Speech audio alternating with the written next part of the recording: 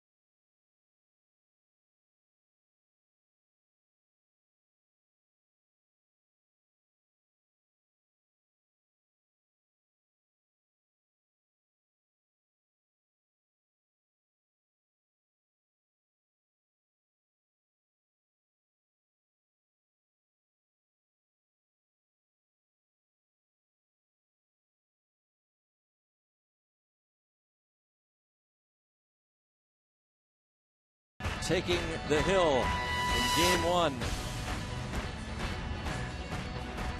The Pittsburgh Pirates and the Detroit Tigers. Interleague play. The American League meets the National League in Major League Baseball tonight. And here at PNC Park, it's the Buccos and the Tigers. Check out the lineup for Jim Leland's Detroit Tigers. Austin Jackson, followed by Scott Sizemore and Brennan Bosch. Miguel Cabrera hits cleanup. Victor Martinez, the switch-hitting catcher, followed by Andy Dirks, Don Kelly, Ramon Santiago, and the pitcher Brad Penny. And we're underway It's ball one on Jackson.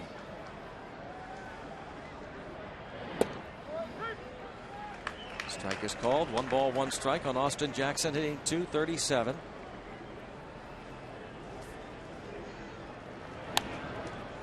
It's 1-2. Karstens working quickly. Take a look at his numbers. 2-2 for Jeff Karstens, making his 7th start, his 10th appearance overall. He's been just fine.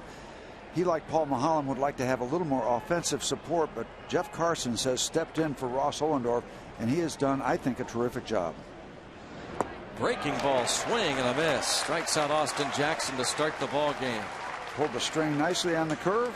Nice start to this homestand. Good to have the Buccos back in town, seeing this kind of pitch. Pretty much an unhittable curveball as you take a look at the strike zone presented by Range Resources. And now another nice look. Karstens now facing Scott Sizemore. Ball one. Sizemore has played a dozen games. And 2-0 the count.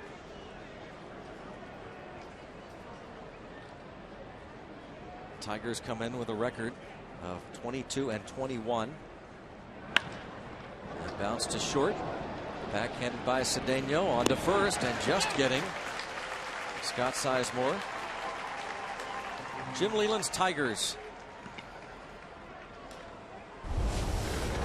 Former Bucco skipper. Second in the American League Central Division. Last 10 games, they've won 7. Lost the last 3.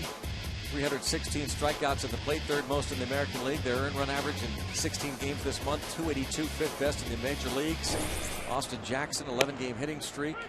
Strike is called on Brennan Bosch, the right fielder. An overview of all those numbers, Greg, is the fact that the Tigers have been doing it recently with pitching. They've been really terrific with their starters in particular. 0-2 as Karstens looks to make quick work of these Tigers ahead of Brennan Bosch. No balls and 2 strikes. Last year led the American League among rookies with 14 homers, drove in 67 runs. Pirates have met the Tigers in interleague play each of the last 3 years. 1-2 on Bosch. Lloyd McClendon, the hitting coach, another former skipper of the Pirates. And of course, former Pirates manager Gene Lamont is the third base coach for Jim Leyland. 2-2. So all kind of ties. Yeah. We'll be talking about all weekend long with Lamont, McClendon, Leyland, 3 former Pirates managers.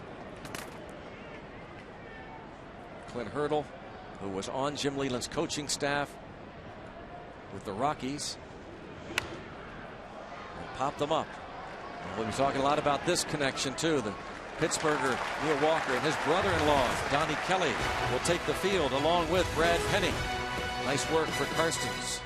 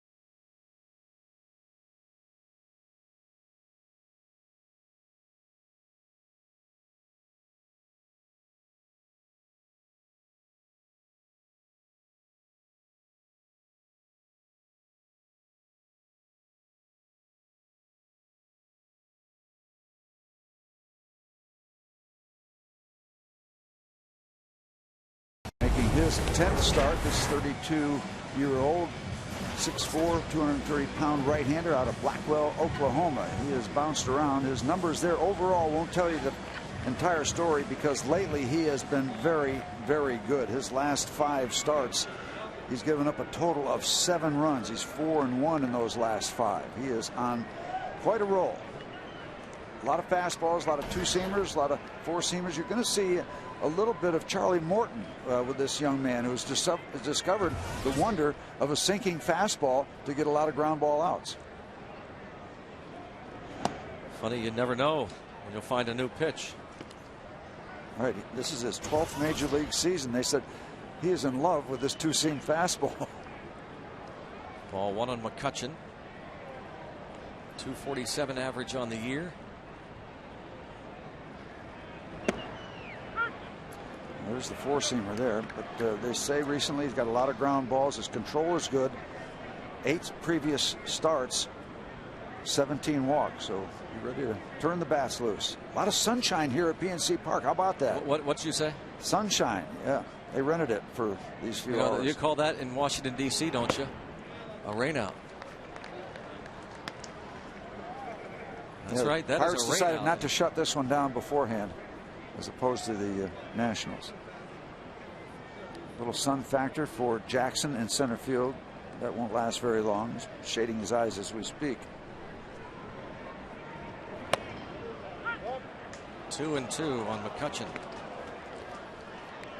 112 major league wins for Brad Penny facing Andrew McCutchen. And no stranger to the Pirates, really. This is career start number 13 for Brad Penny against the Bucks. He's 4-2 overall. His last 6 starts, he's 3-0 with a 2.78 ERA against the Pirates. And the count has gone full now for the leadoff man, Andrew McCutchen. Brad Penny. Tigers are his 5th different team since 2008. Signed a 1-year contract in the offseason. Came up with Florida, then the Dodgers, Boston, San Francisco, St. Louis before coming to Detroit. And Steve talked about the starting pitchers. How about since May the 4th? Tigers starters ERA is 1.68. That's the lowest in the major leagues. And McCutchen chases. Doesn't hurt to have a no-hitter thrown in there in that particular set of stats. Defense behind him. Lately getting a lot of ground balls, so pay particular attention to that infield. Don Kelly, Ramon Santiago on the left side, Scott Sizemore, Miguel Cabrera on the right side, Dirks, Jackson, Bosch in the outfield left to right, Victor Martinez behind the plate. And Penny has enjoyed pitching to Victor Martinez. Here's Don Kelly, the Pittsburgher, Point Park product, former Pirate, and brother-in-law to Neil Walker. It is a family reunion with the Tigers in town for the Walker clan. Jose Tabata has reached base safely in his last 9 starts.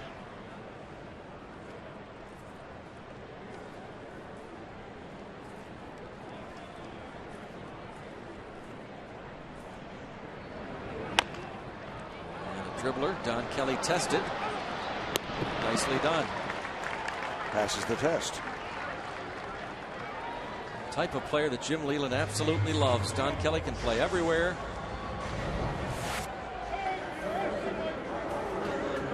Does it with passion. Does the right things. He's a pro on and off the field. Donnie Kelly. And doing pretty good work with the bat. Garrett Jones, 243 average on the season. He has enjoyed seeing American League pitching. His interleague batting average 362.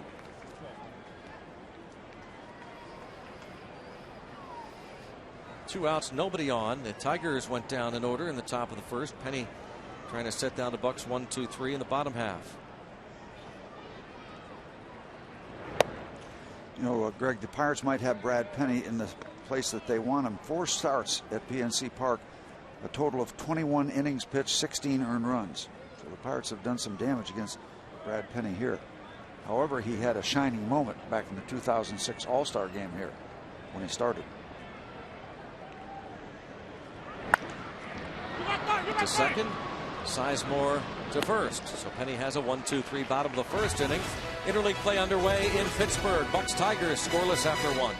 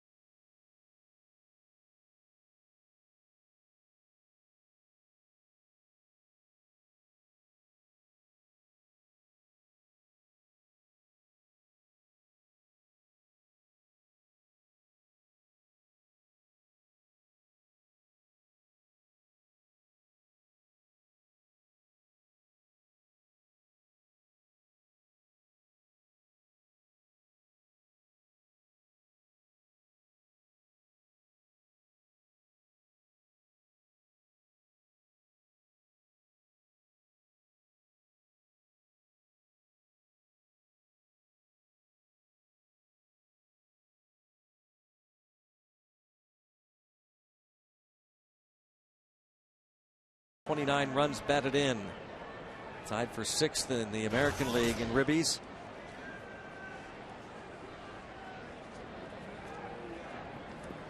Arguably one of the best hitters in baseball. Some would argue he is the best right-hand hitter in baseball. Those that watch American League games. And he saves a lot of that real good stuff for runners in scoring positions. Like 570 with runners in scoring position. Is it hard the other way? And a line drive caught by Garrett Jones. Well, see, that's the good thing. He is strong enough to hit that ball. A lot of hitters will hit that ball and it'll land in front of the right fielder. His strength carries it out and allows Garrett to have a play on the ball. Jim Leyland said last year about Cabrera that he's the best opposite field power of any player he had ever seen. You know who comes to mind, and that's high praise indeed. Mike Piazza. Yep. I was going to say, I remember Lasorda saying that about Piazza. And Mr. Aaron was quite good to the opposite field too. Henry Aaron, one of the best ever. But Jim Leyland has seen a lot of opposite field hitters, and that's indeed high praise. Victor Martinez, former Indian, former Red Sox player, 4-time All-Star, signed over the winter by Detroit. And hitting .315. 4 home runs, 23 RBIs for the switch hitting catcher Victor Martinez. 1 ball, 1 strike. Oh, wax Doman.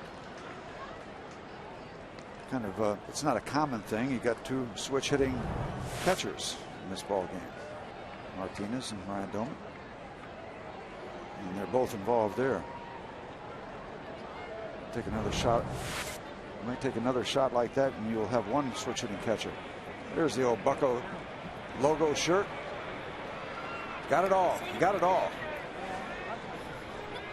A bigger man would have a bigger shirt, could give more hired information.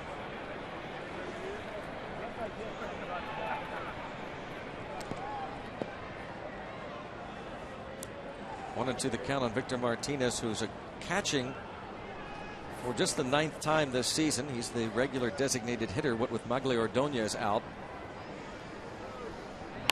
Like you said, Brad Penny likes throwing to him. Yeah, Penny 2-0 with a 2.01 ERA in the 3 starts that Martinez has caught. Outside those 3 starts, Penny's ERA 5.45. And meanwhile, I guess you could say the same thing about Ryan Doman. He has become the personal, quote, personal catcher for Karstens, but he has caught all of Karstens' last 6 starts, all but 1 game since Chris Snyder came off the DL. Slow curve, and boy, home plate umpire Mark Wegner was tempted, wasn't he? He wanted to. He wanted to call it a strike. Strike zone. Do by range resources, and that close. Kind of maybe curving around that outside corner a little bit, perhaps.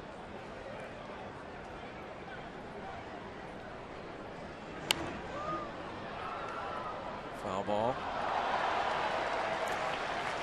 2-2 to count on Martinez. Now, we talk about Brad Penny pitching very well his last several starts. Jeff Karstens has. Look at this, Steve. You got the good shirt. No, we'll just let that one. The good shirt, the slow hands. The good seat location, too. That ball gets over here quick, doesn't it? That you is can good. do that. No, that's good advice. I mean, that's the truth. It does. You got to be watching. 3-2 on Martinez now. 32-year-old native of Venezuela. Indians signed him as a non-drafted free agent in 1996. Traded to Boston in July of 2009. Justin Masterson and a couple of minor leaguers. And bounced to first, gobbled up by Overbay. Good start for Jeff. And that's what Clint Hurdle's been saying about Jeff Karstens, Steve. But people wondering about whether he's on any kind of a short leash. And you just look at what he's done as a starter. Why should he be? Clint Hurdle said, you know, there are a lot of teams that would love to have a guy like Karstens as a 5th starter. Yeah, well, take a look at his last 5 starts. 5 starts, a total of 10 runs given up. That's 2 a game. That's very, very good. That might be better than 5th starter stuff. That's a 3.29 ERA. Here now is Andy Dirks, a rookie who's played 3 games. I brought him up a week ago. Dirks, 25-year-old native of Hutchinson, Kansas. An 8th round pick 3 years ago. And boy, Jim Leland was asked about him before the game. Said, I don't know yet what he'll do as a major leaguer. I do know this. He's a baseball player. Popped up to left. 1, 2, 3. 6 up, 6 down for Karstens to start it. 1.5 played. Believe. The 2011 Buccos.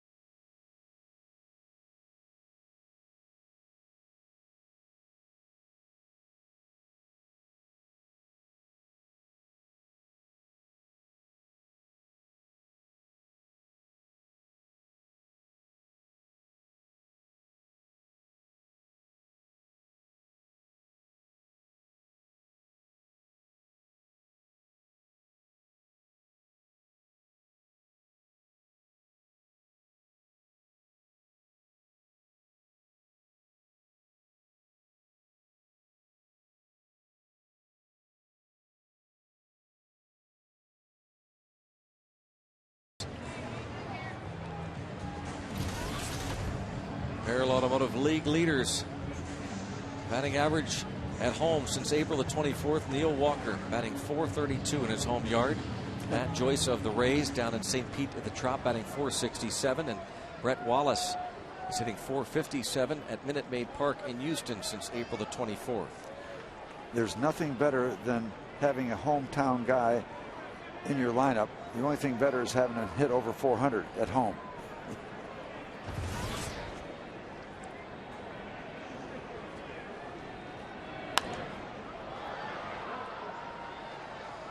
Greg, just to finish up that story about Brad Penny starting the 2006 All-Star game here at PNC Park, just went out promptly as a member of the Los Angeles Dodgers and struck out the first 3 batters he faced.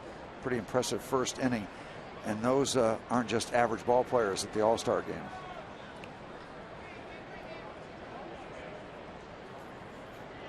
That was right here at PNC Park. 1 ball, 1 strike, the count on Neil Walker.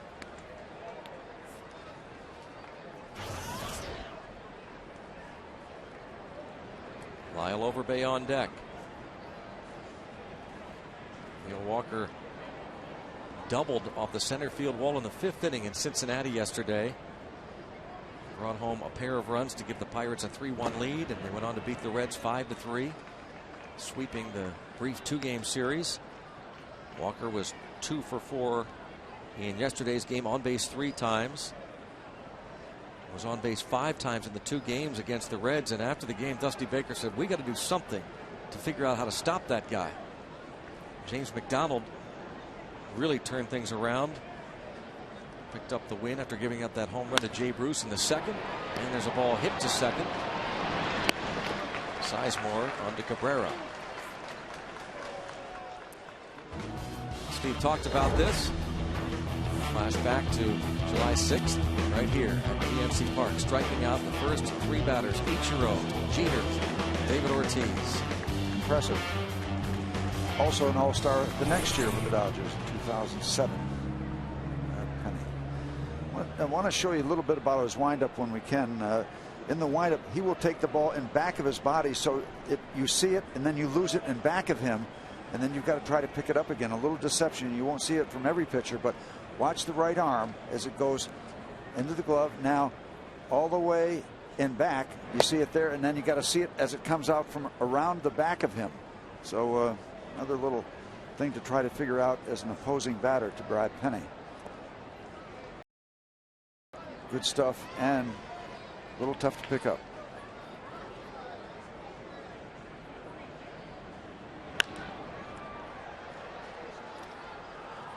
See if we can just flesh out what we're talking about. Got the ball in the glove. Stay with it. Still got in the glove now. As he goes back, you see the ball in back of him. Then it's got to come around his back, and then you got to pick it up again. So you see it twice.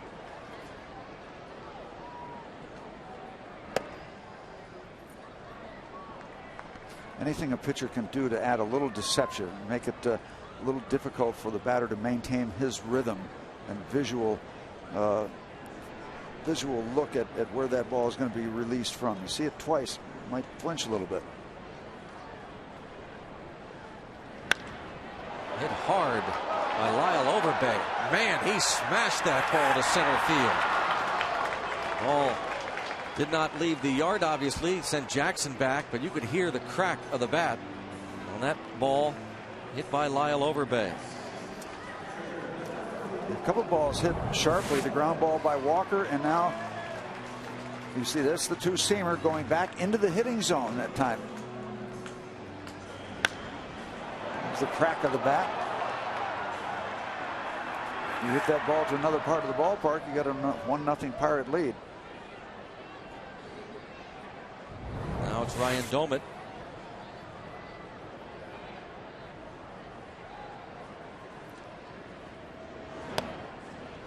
Nine starts for Penny. He's given up just 5 home runs. Domit hit an opposite field home run off Jordan Smith. Yesterday he went down and got a pitch down and away and lifted it over the left field wall. How did that ball get out of there? I mean, that you talk, and all the credit to Ryan, but that is a bandbox. I never thought that ball had a chance getting out watching it on TV yesterday. Well, if Riverfront Stadium was a bandbox, this is an orchestra. Yeah.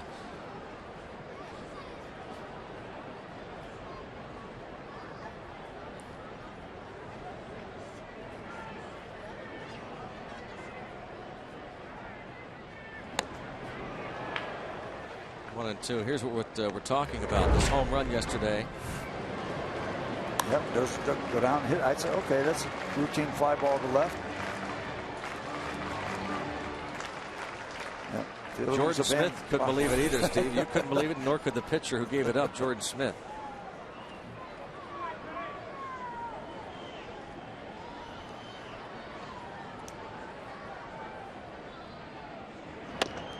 Riverfront was a bandbox. That's Carnegie Hall.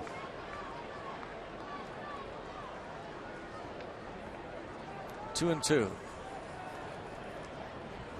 What do you think if Riverfront were a bandbox?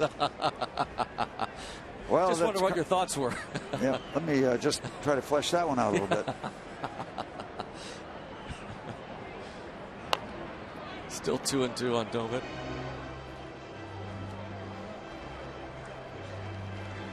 Ryan Domit now with 4 home runs this season. 37 home runs here at PNC Park. That's 5th most in the history of this yard, which opened up in 2001. Hey, maybe you have a thought or two for Steve about if Riverfront were a bandbox, what would you call Great American? Text the booth and your question or your comment. 412-412. Comfortable, you call it. 412-412. Text the booth. That, by the way, is the Pittsburgh area code in many areas. Twice. 412-412. Twice. Ground ball to second. And on the first, so 6 up, 6 down for both starters, Karstens and Penny. On to the third we go. Interleague play. Bucks Tigers scoreless.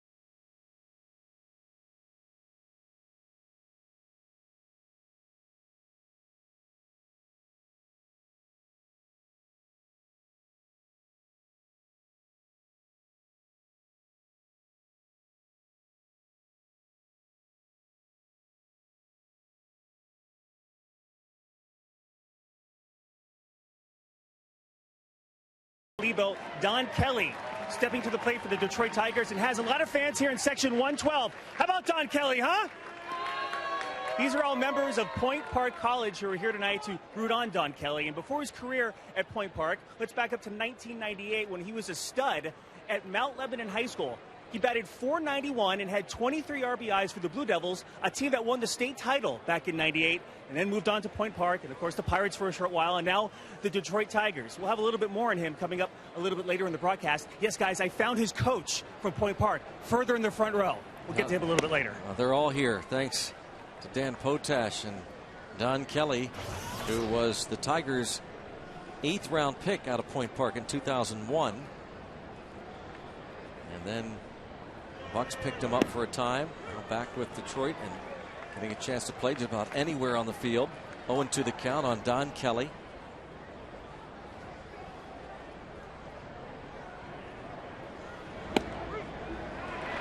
Nice work from Karstens.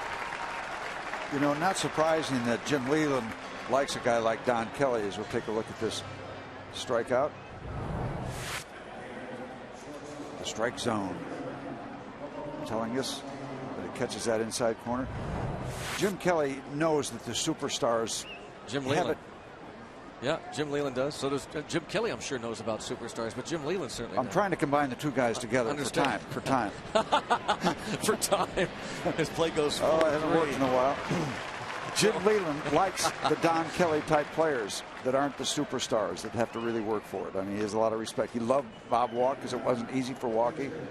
I was talking to Jim Lachima, who does some work with the writing work, freelance around the Pittsburgh area, and works on the Pirates yearbook. He's doing a piece this coming month on Andrew McCutchen. He and I were talking about the type of players over the years that Leland has. Like you mentioned, Walk. He mentioned Cangelosi, Craig Counsell. Mm-hmm.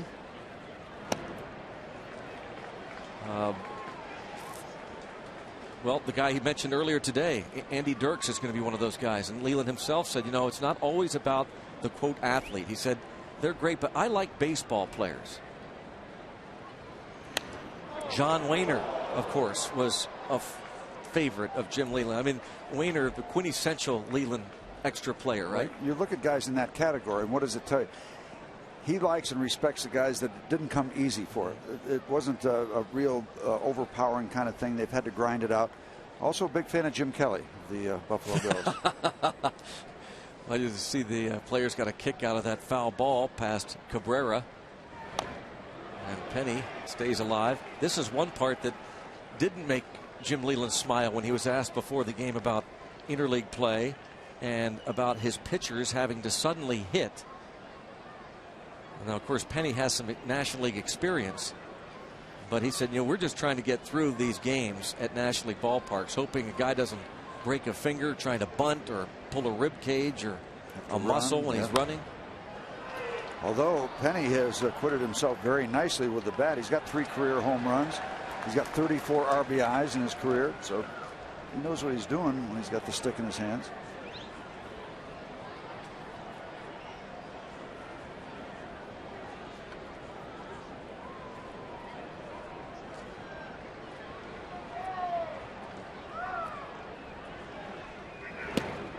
Karstens finally gets the pesky Brad Penny. So it's 9 up, 9 down for Karstens. And now Penny's turn.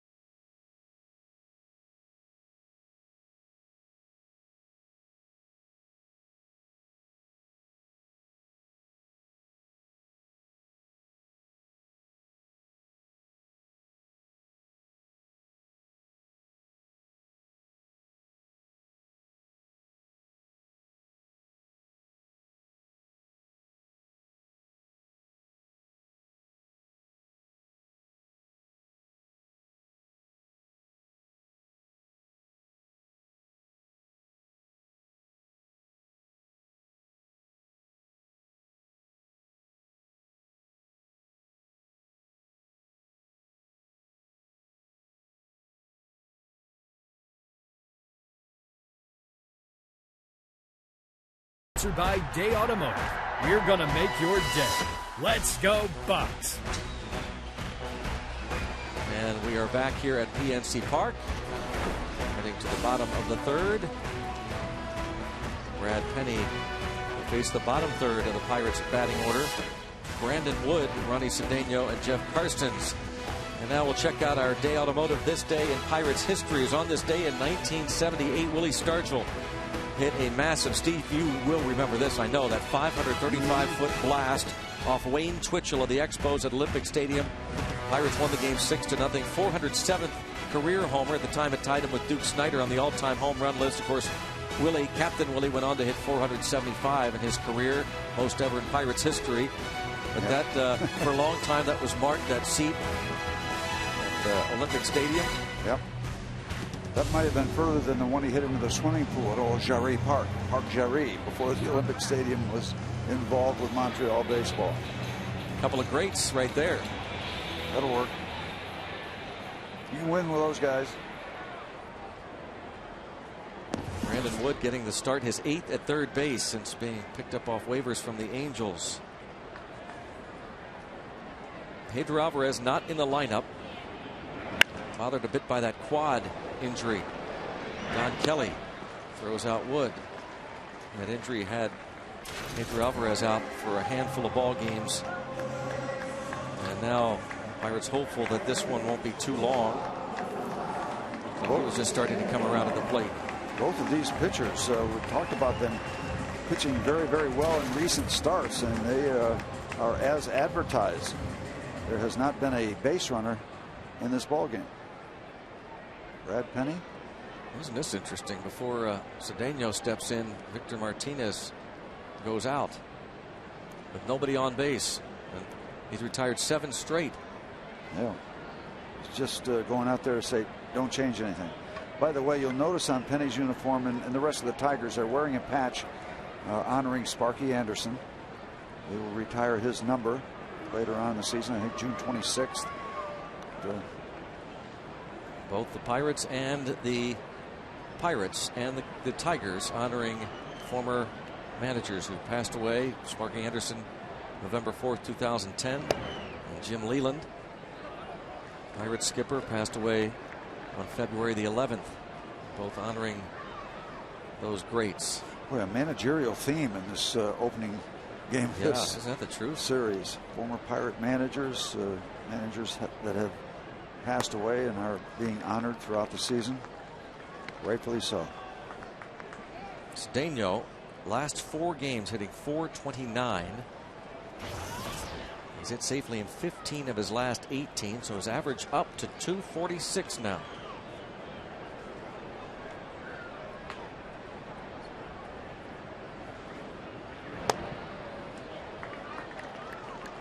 Talking to Cedeno before the game, mentioned about how steady he's been defensively, and he said, I'm just trying to concentrate every inning, every pitch. So he knows what he has to do. That kind of equates itself to consistency, doesn't it? Trying to be consistent. And a 4-pitch walk. That's something else, Steve, that was not part of his game, Cedeno. No, very free swinger. And when you're an extreme free swinger, some of those free swings are going to translate into missed pitches and easy outs. Good, Jeff. Chance to try to move him over to second base. Donnie Kelly creeping in on the grass. Cabrera will be charging. 2 sacrifice bunts this season for Karstens.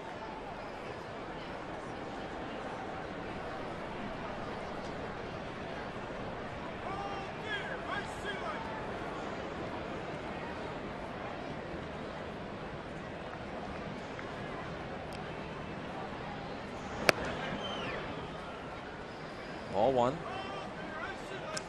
I don't think the signals from Nick Leyva are going to change much. I think Karstens is up there for a 3-bagger, 3 attempts to bunt.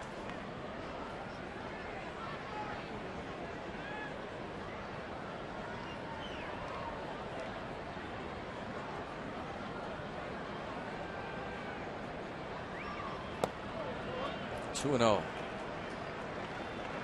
The only thing that might change is the take sign.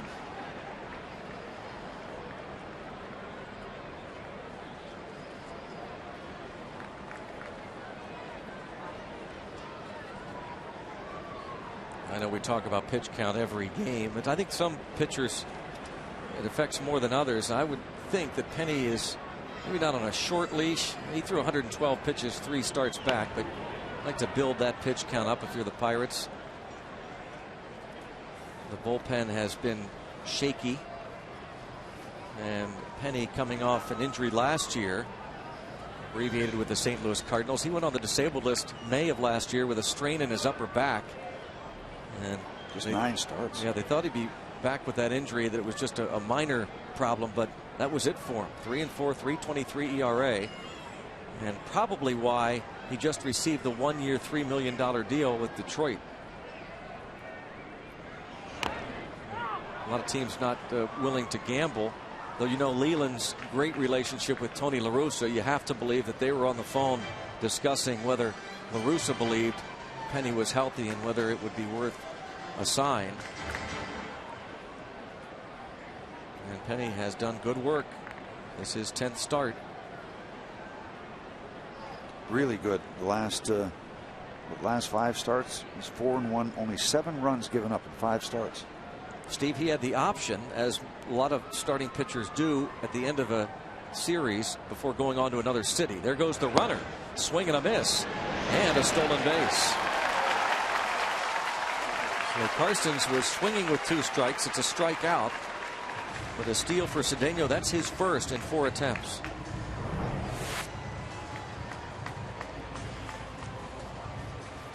And not close. He said Victor Martinez, mostly the DH. A steal for Cedeno, his first. Strikeout of Karstens, 2 down. Another look. Showed bunt, then pulled back. Yep. Good throw, but the good jump beats the wrap at second base. Alavila, the starting catcher, but not in the lineup tonight. And ball 1 on McCutchen. But anyway, Brad Penny, like a lot of pitchers, are given the option by team management to get to the next city if they're the starter the next day, so they don't get in real late. Last night, these Tigers didn't get into the wee hours of the early morning hours this morning. And he declined that option to come to Pittsburgh early to get a good rest because he wanted to see Josh Beckett pitch last night against Justin Verlander. A marquee pitching matchup at Fenway. Ground ball, shortstop. Santiago throws out McCutchen. Well, the walk doesn't hurt Penny. He has gone 3 hitless. Karstens has gone 3 perfect.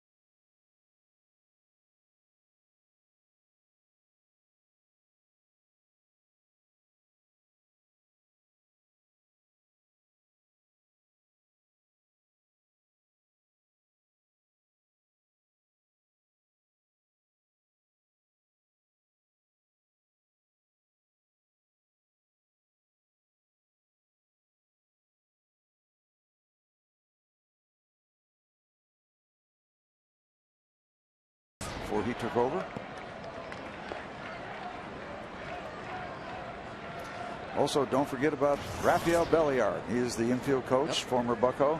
Good guy, Rafi. Bounce to third. How about Jeff Karstens? Pretty good stuff so far from the Pirates right-hander Jeff Karstens as he retires Austin Jackson. Talking about Penny's good work recently and almost matched by the work Jeff has done recent outings. And he is razor sharp so far tonight. Yep, Bucks and Tigers, shades of 1909 World Series, where Honus Wagner kind of outplayed Ty Cobb. Talk about 2 of the greats. of all time. Buccos won that series 1909, the first year of Forbes Field. It's pretty neat. They opened up Forbes Field in June of that year and then go on to play the Fall Classic, and the Pirates beat the Tigers 4-3. There it is. The 1909 World Series. Pirates defeat the Detroit Tigers. I'm trying to clear that. There we go. There you are. I almost took the telly over. Yes, sir. 2-1 on Scott Sizemore. Of course, the other big story of that World Series, as I won't say you'll remember, as we know. Thank you. One-hop smash. Cedeno on to first. It was Babe Adams, Steve. He was 3-0. 3 complete games, a 1.33 ERA. The 1909 World Series between the Pittsburgh Pirates and the Detroit Tigers. Pirates won 110 games that year. Honus Wagner, of course, the star, the future Hall of Famer. The Detroit Tigers were led by Ty Cobb. They won 98 games that year. And the Bucks won it 4-3. Cedeno. Wow. Karstens. Perfect. Through 4. A 7-pitch inning for Jeff Karstens.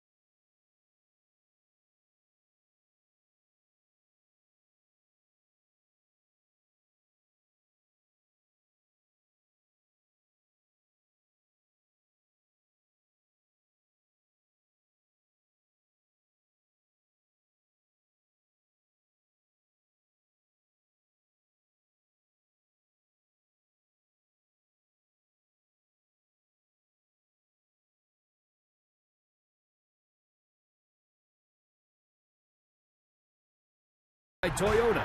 Buy right the first time and save more. Visit your local Toyota dealer for details. And by AT&T. Let's go Bucks. And it's time for the trivia question. It's brought to you by AT&T Mobility. Who had the Pirates' first 5-hit game in interleague history? I was going to say, and perhaps only, but no, there's been more than one. Who had the Pirates' first 5-hit game in interleague history? Interleague play began in 1997.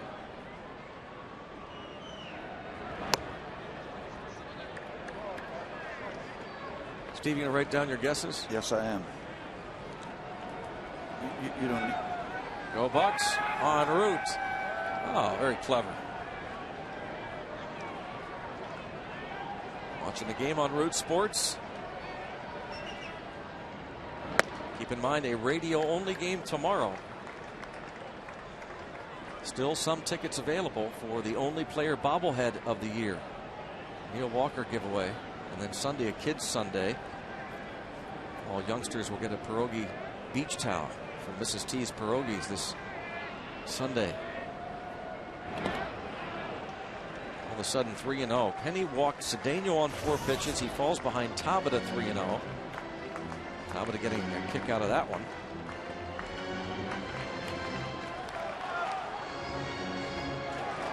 fun, I'm sure. And Victor Martinez buddies. They're my in Venezuela. My votes, by the way.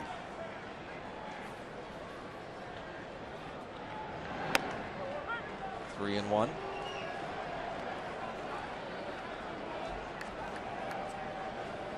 So Brad Penny had the option of coming to Pittsburgh ahead of the team, but wanted to stay and watch Beckett, who had to leave the game early. I believe a back issue in the 6th or 7th inning last night.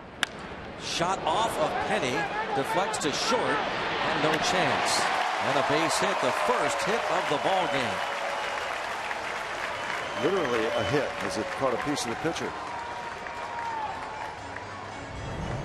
Slowed it down just enough where the shortstop Santiago could not get to it, could not get a handle on it. First base hit of the ball game. By the way, the Pirates had a policy about that, Greg, that the pitcher that was going to pitch the next night could go ahead until we checked in as a team in Houston one night.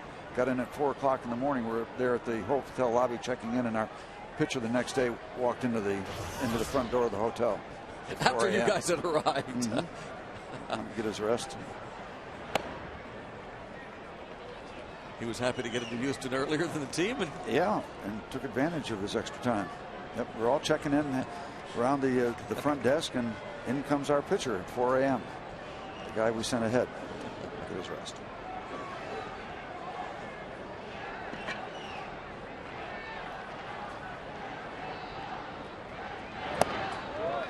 2-0. You wonder if Tabata will be taking off. Cedeno the easy steal in the third. Take a look at Penny not throwing as many strikes as he would like. And he has done very well in that ratio department this year, but not tonight at the beginning of this ball game. As we said, 9 previous starts, just 17 walks. Missed badly. Martinez might have seen that, wanted that one in. Missed away. 3-0. Do you give Jones the green light here? No, I would say agree. I say no. With him struggling, he might just give you a free one with nobody out. Yep. There goes the runner. A 4-pitch walk.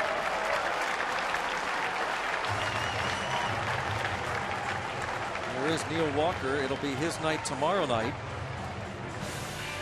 Again, game 2 of the series. Neil Walker shows you the bobblehead you'll receive. All fans get one courtesy of Root Sports.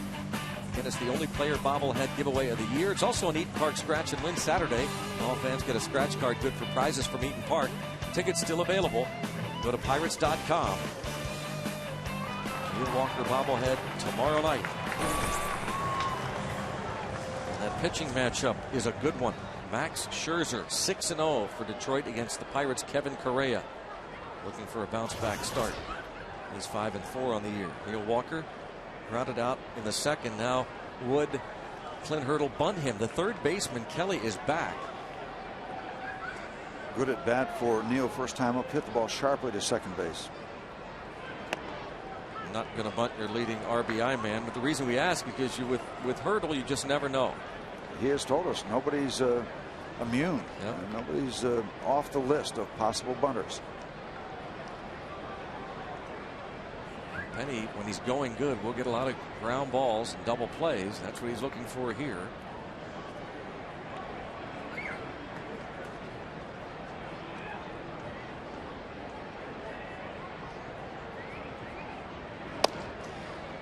Greg, is it me or is Austin Jackson in center field playing quite shallow for a guy that has good enough power to comfortably hit it over his head?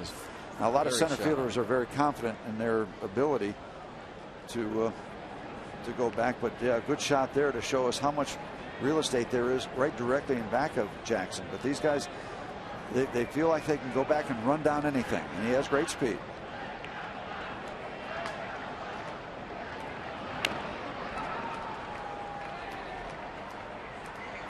Ball 2 strikes on Neil Walker. And Neil looking for something other than that fastball. Very late decision to take a swing at that ball. Puts him behind 1-2.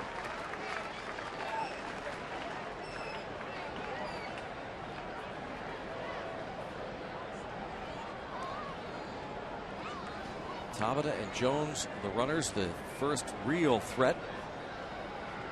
Pirates did have a runner at second, 2 outs last inning, but McCutchen grounded out.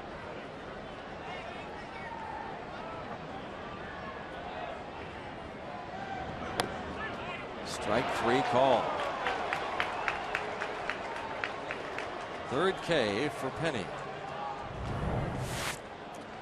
Here's a strike zone presented by Range Resources, and that ball is right down Grant Street. Everybody in the yard knew it, including Neil Walker. The AGH cam shows you in slow-mo what it looks like coming back over the plate. Yep, you see that two-seamer. That's what a two-seamer does. It will start on the inside corner and work its way back into the middle of the strike zone. That ball has that direction. If he starts in the middle of the strike zone, it'll move out to the outside corner. Overbay hit the ball to the wall in dead center field in the second. He came in batting .364 in his career against Brad Penny, 4 for 11. By the way, that's the danger zone for a two-seam fastball to a left-hand hitter, starting on the inside corner and moving into the hitting zone, as opposed to starting in the middle and going outside, or starting way inside and just picking up the inside corner. Falls behind Overbay. 2-0. This is like setting up a buffet table for a major league hitter. 2 runners on, and the hitter is in the driver's seat with a 2-0 count. Pressure on the pitcher. Overbay hitting .208 here at PNC Park through 17 games. 1 of his 3 homers here in this yard. And he can look for something he really likes right here.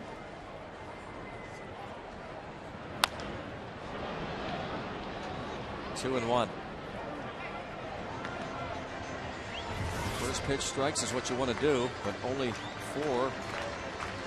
4-14 so far. Not the ratio you want. But he wound up throwing a good sinking fastball to Lyle, and Lyle took a shot at it. Tough pitch to hit, and Penny gets back in the at-bat.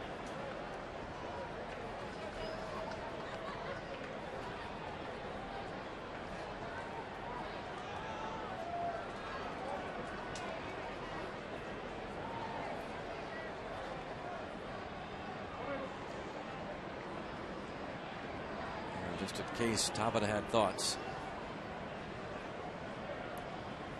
He better be awfully sure with Martinez having a clear line of sight down at third base, although Donnie Kelly's way off third base. That's a factor sometimes in considering that kind of attempt.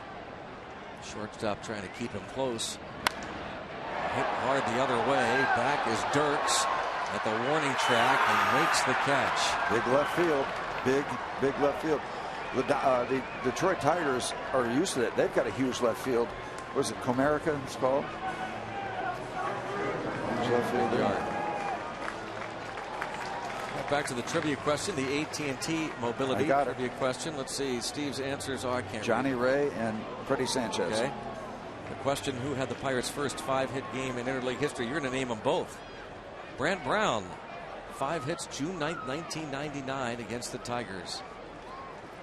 Warren Morris had the other in 2000 against the Royals. I was thinking about Morris. Yeah, and Brown. Would you have called him Brant Morris? What did they do to Old Riverfront?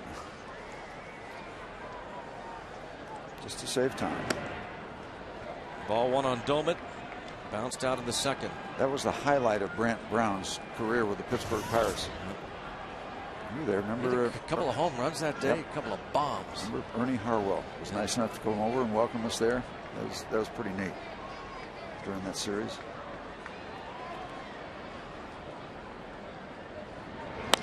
Line drive, base hit to the gap in right center. Tabata scores, and Domit takes the wide turn, does a spin out, but nobody covering at first, and Ryan Domit gives the Bucks a 1-0 lead with a line shot to right center, scoring Tabata. Jones goes to third. The story continues for Ryan Domit. Well documented, but you know, I think we all knew he was a pretty good professional before all that talk came around. Right now, we're all liking what he's doing with the bat.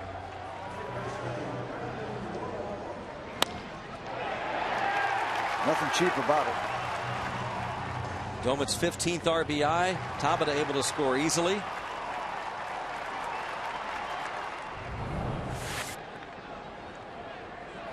"15 ribbies for Domit. 2-out single. I love those 2-out ribbies, don't you? Brandon Wood grounded out in the third. You know, with Brad Penny scuffling a little bit with his control, you just always look at that number. Wild pitches, man on third. He's thrown just a couple. But he's not where he wants to be with his control right now. A good indication there. He really is struggling with his command. 2-0 the count. His command and control mean the same thing. Yep. Like speed and velocity. Yep. Like Kelly and Leland. Pretty much, yeah.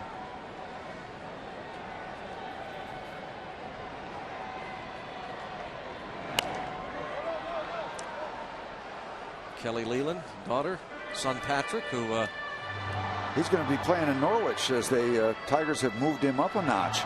to New York Penn League soon. They'll be starting that league soon. Norwich, Connecticut. Right now playing down in the Gulf Coast League. Jim Leland's son Patrick, drafted by the Tigers. Catcher, like his dad. 2-1 count on Brandon Wood. Leland runs through some signs.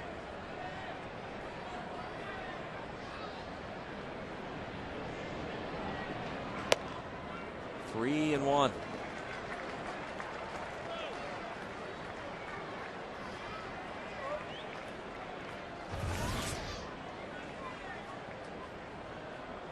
Penny now at the 60 pitch mark.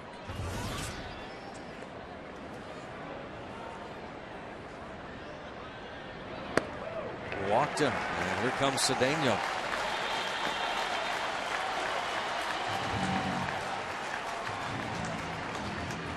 Now a visit. Pitching coach Rick Knapp. Pay him a visit. Take the Pirates with you wherever you go this season. Subscribe to MLB.tv and see every Pirates game live or on demand on your computer and your favorite devices. Visit Pirates.com to order and get more details. MLB.tv. Baseball everywhere. Keeping score here. Pretty easy through the first three. Especially on the Carson side. First four for Carson's perfect. Penny had given up just a one-out walk to Cedeno in the third. But here in the fourth, that line drive by Tabata off of Penny. Went for the infield hit. Jones the walk, and after 2 outs, Domit. The line single to right center field, and now the bases are loaded with Jones at third, Domit at second, and Brandon Wood at first. Your first big moment of the ball game. Rick Knapp has had a pretty easy time throughout the month of May. The pitching for the Detroit Tigers has been sensational. He hasn't had to make too many trips. Strike on Cedeno.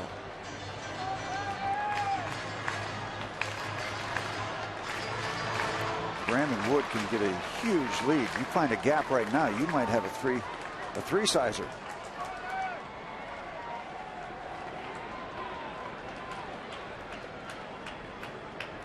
Cabrera playing well off first base and deep. Now out in front of Cedeno, 0-2.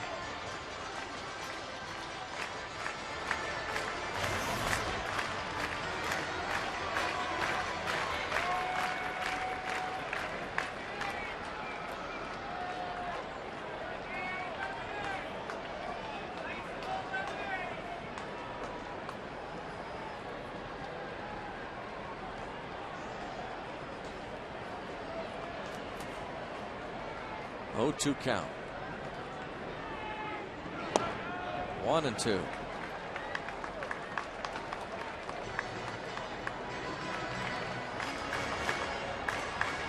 Good turnout here at the ballpark Friday night. Way up there on the rotunda. Yep. Interleague play You know, people ask me constantly, do I like it? Now, I'm not crazy about it from a technical standpoint, but if the fans like it, that's good enough for me.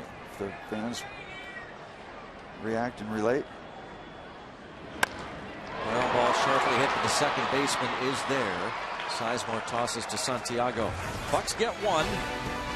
On to the fifth. See what Karstens can do. Perfect so far on Root Sports.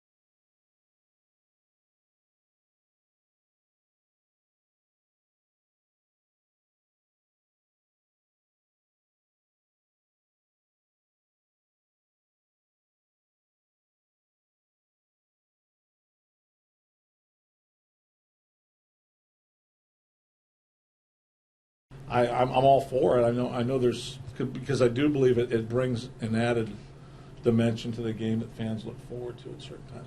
I mean, what's better than that Boston-Chicago matchup? I think it's this weekend. I mean, how cool is that? And Boston, there they are. Chicago tied at 2. That's Hurdle's take. Leland a little different. He says interleague, he believes has run its course, but it's not for him to decide. What he really wants is for baseball to come to terms as to whether they're going to have the DH or not DH. That's his biggest gripe.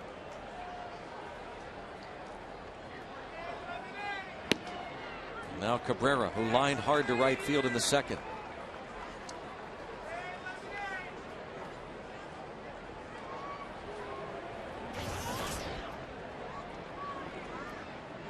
Slow curve in the strike, and Cabrera couldn't pull the trigger.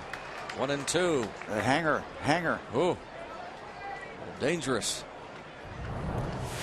Strike zone. Oh boy. Oh boy. Both parties want that pitch back. Carson doesn't want to throw it, and Cabrera doesn't want to miss it. Got away with one there. And he comes in 2-2. Here he is, Steve, pitching to one of the best hitters in baseball.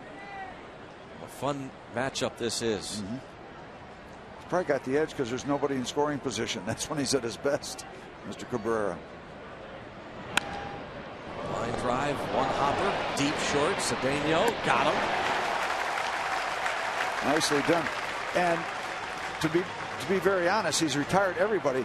But there have been some hard hit balls right at Pirate defenders, and sometimes you get into a streak like that. That ball's blistered, but right at a bucko. And when you have this kind of game going, that's what you need. There's going to be some hard hit balls. That's 2. The Atom balls. To Cedeno, those Atom balls. Scott Sizemore hit one in the 4th inning. One hop smash. Ronnie Cedeno. More consistent. More consistent. A nice little streak going. Fielding percentage 4th among National League shortstops. There's a slow breaking ball for a strike to Victor Martinez. Got the old slop drop working. Nice to have a couple of off-speed pitches. The traditional changeup and a slow curve. Lefties are hitting .345 off Karstens this season. Righties 100 points less. Neil Walker playing somewhat deep. Got all day the slow-footed Victor Martinez. There's Neil. Just barely in your picture. From short right. Third baseman Wood playing well off the line.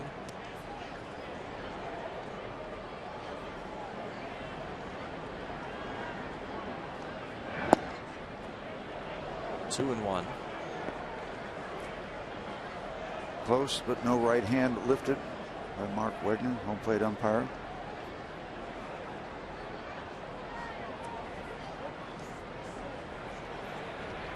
Garrett Jones and Neil Walker fans. Pirates shirts in tandem tonight. In the air to left. Tabata. And 2 outs. It's getting a little special for Jeff Carson's right now. One more out and word will go out throughout the land. Get a little bit quicker. 14 straight retired. Of course, we remember Carson's in his second ever Pirate start in Phoenix, Arizona. Attention was on him throughout the land. It was. As he flirted with perfection. Against the big unit, Randy Johnson.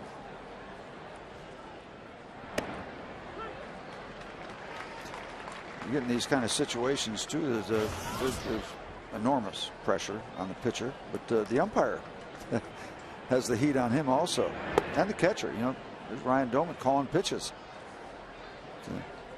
A ripple effect from that mound around the rest of the ballpark. And then when it's really neat is when the fans get into it. So let's hope we can travel down that road. 1-1 on Andy Dirks. Nice. Pulled a string on him.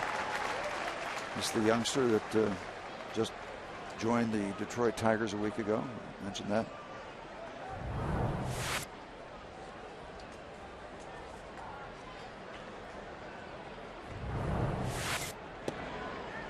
Missed with a fastball in 2-2. 14 up, 14 down for Karstens. Talk about the umpiring crew. Mark Wegner. Pressure on him, calling balls and strikes. And just getting a piece of it as it dribbles foul to the left. Jeff has worked him downstairs with a couple breaking balls. You take a look at the umpiring crew with Mike Winters, the crew chief. And then you wonder if he'll come upstairs now and trying to get the youngster to chase upstairs now that his vision is downstairs looking at those off-speed pitches down. Do you want to take his vision back upstairs? Just missed. A little bit up and in.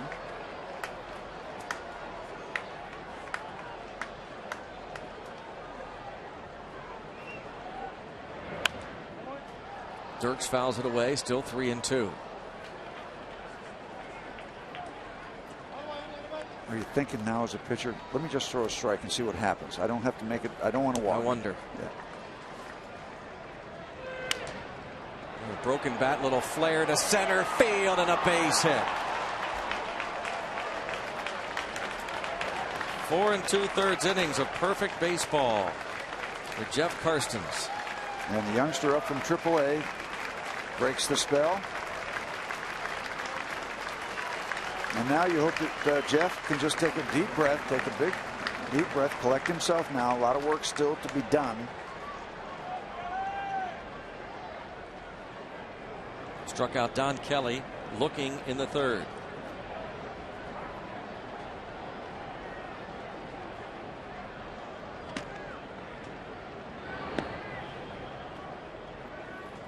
There are times in a situation like this where either a catcher or a pitching coach might go out to the mound. Okay. If it were deeper in a ball game, probably. Yeah, and maybe even in this case you might see it, but yeah, further on. 2 outs in the 5th. Yep. Just collect yourself. Take a deep breath. Liner to center. And there's McCutchen. Pardon the pun, but it's another catch-22. As Andrew McCutchen has been showing off the glove over the past couple of weeks, especially couple of days, yesterday in Cincy and here in Pittsburgh. Yep. clean as a whistle. And you think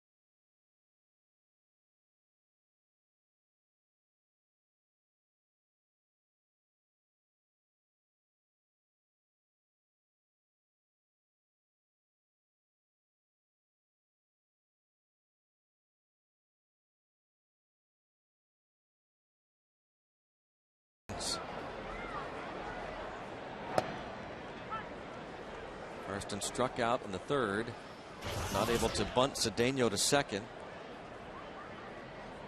as he was swinging and missing. The third strike, Cedeno stole second base.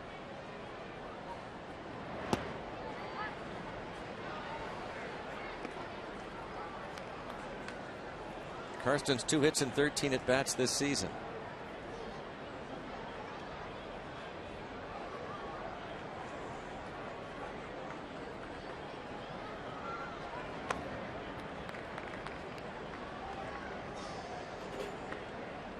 Very matter of fact, isn't he, Karsten's?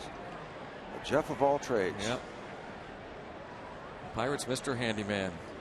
Whatever you need him to do, he's out there to do it. Say about guys like that, you can give me the ball at 6:30 or you can give me the ball at 8:45. Just give me the ball. Just take that baseball. Yep, just give me the ball. Kind of neat. You like that attitude. There's another one of those guys that could be on that list of Jim Leyland's favorite type of guys. And he takes a good take, 2-2.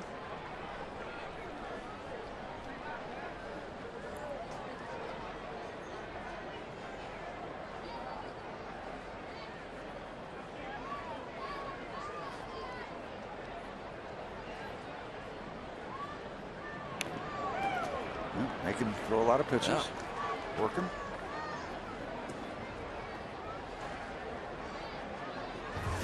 Brad Penny's last start 6 days ago against the Royals. 8 innings of 5-hit shutout ball. With no free passes. 3 issued tonight.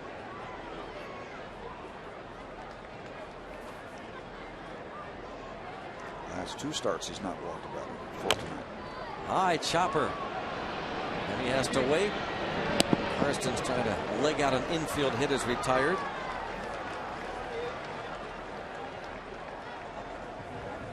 Andrew McCutcheon. Play he made moments ago on Donnie Kelly's liner. This ball is trying to sink, trying to get down on the grass. He gets the leather underneath it. Everybody's liking it. Great catch. It's fun to watch. Known as fun to watch.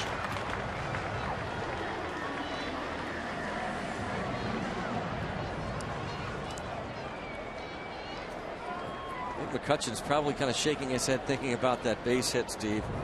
It was a great catch there. Not that he had a chance on the Andy Dirks single, but who knows about the break? I mean, maybe he just got not a great break. It sounded like a broken bat. Yeah, because it's a big swing, Yeah. but when the bat breaks, that takes everything off that hit in terms of carry. It won't carry. So McCutcheon at least show bunt. We've talked about that. Don Kelly not convinced. A lot of teams are not even buying into the idea that McCutcheon might even bunt. At least he showed it.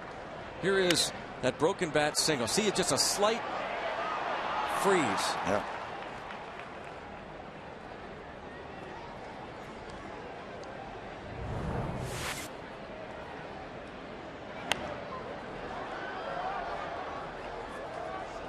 One and two on Andrew McCutcheon. Struck out in the first, grounded to short his last time. Nope. Jeff Carson's has to be sharp because once again they're not giving him much offensive support. Maybe you should go over and complain to Paul Maholm. I'm sure Paul would love to hear that.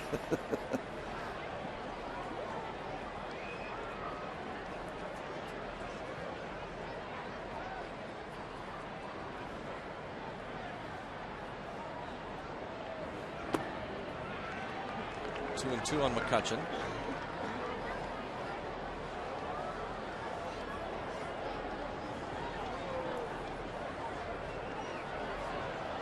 Two count. Bucks hitting just .209 here in their home ballpark. 9 home runs. They've hit 24 homers on the road. Playing their 19th home game.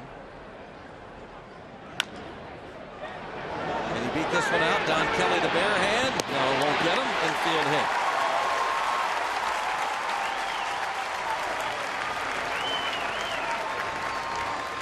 Not much Don Kelly could do there. Too much speed. A little chop. And once again, like Andrew on the base hit, there's a big swing, and almost it freezes you for half a second. It's just a human instinct to freeze because it's a regulation swing. And that half second or second might cost you whatever the measurement is. But that one flinch before you start in might cost you the play. McCutcheon, by the way, has not stolen a base since May the 2nd at Petco Park against the Padres. We're going to steal one here during this at bat. He has, again, not stolen since May the 2nd and has, in fact, attempted just one steal since. Got to try to catch up with Walkie on the predictions. He was pretty good on the road. Oh, he's good every day, Steve. You just can't beat him. He's amazing. Think he's predicting stolen base here? Oh, yeah. So I just tie him.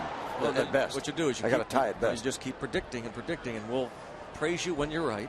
And back off, we'll say nothing if you're wrong. So just call it all the time. That's what you do, yeah. All right, here's a grand slam. 2-0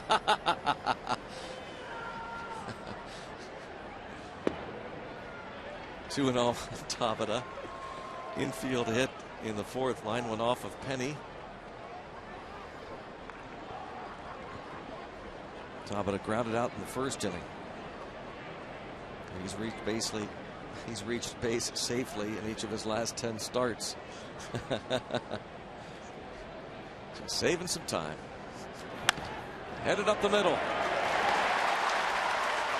First and second.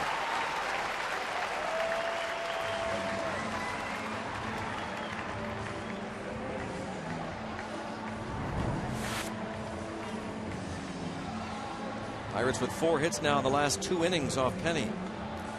You know, I think when you look at this lineup every night that has McCutcheon and Tabata, you almost fantasize if these two guys get hot, they can make so many things happen because hitting well, they got good speed.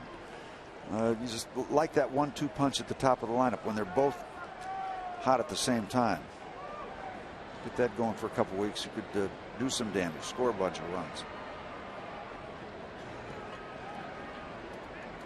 Jones walked his last time. Takes a strike. Surprised by that call, looked like, from Mark Wegner. Looked like that pitch might have curved around the outside corner. The strike zone showing that it did. Ball one. Called the strike.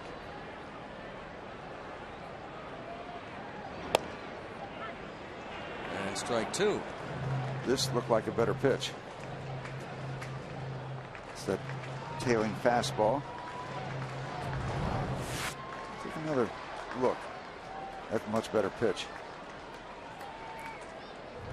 I thought that got more of the strike zone. Looked like it.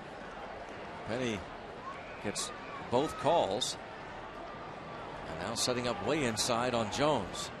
It's not where it ended up. Strikes him out nonetheless. Desired effect. 2 outs. Sunday, the finale of this interleague series against the Tigers. Kids Sunday, all kids 14 and under get a pierogi beach towel thanks to Mrs. T's Pierogies.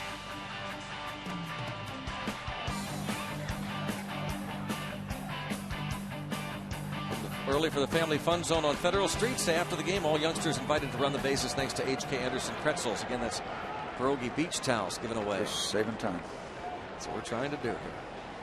Walker has grounded out and struck out looking.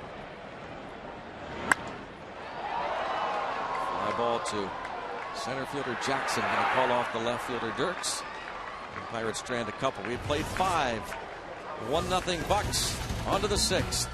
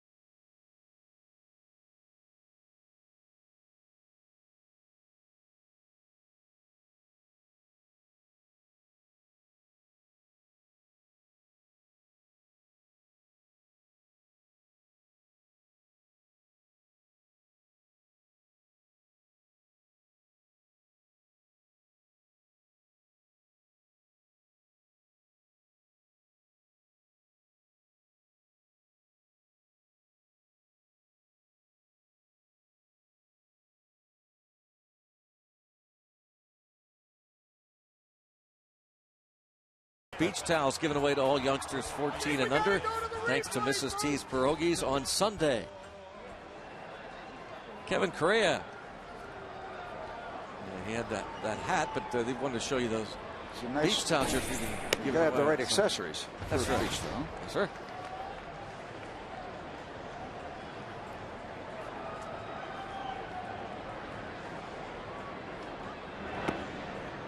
Ball one strike on Ramon Santiago, switch hitting shortstop. Bounce to Neil Walker in the 3rd inning. Jeff Karstens retired the first 14 men he faced, gave up a broken bat single with 2 outs last inning, and then had some great defensive help behind him from Andrew McCutchen to retire Don Kelly to end the 5th.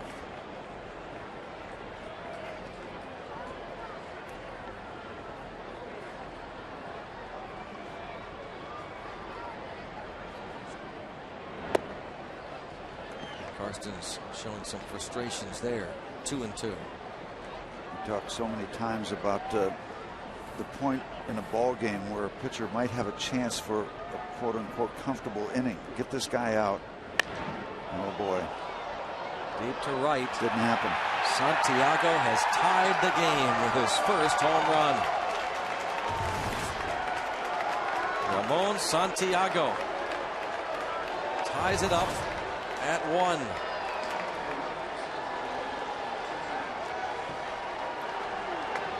Finds the porch in right field.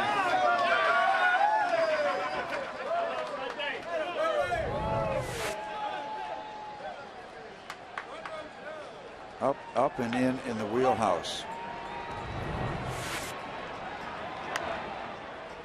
Now the pitcher, Brad Penny, fouls it back. See that ball moving back into that hitting zone. That's the two-seamer.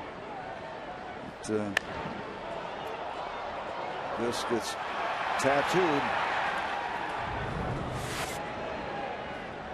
8th home run given up by Jeff. And we're back to square one.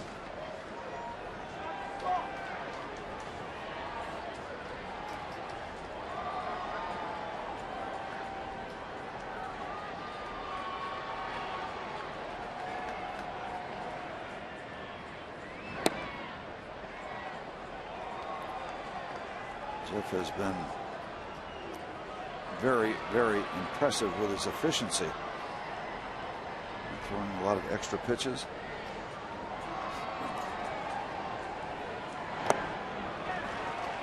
Strikeout number 4.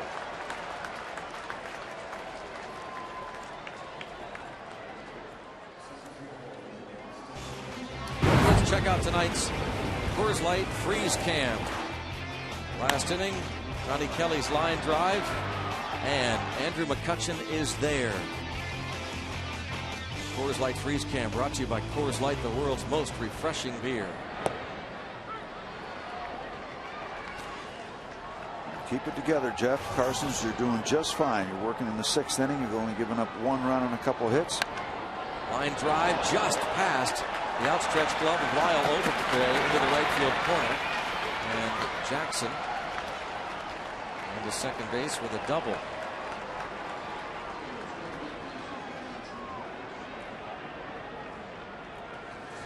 Yep, every time I open my mouth, something happens. The base hit and the home run and this base hit.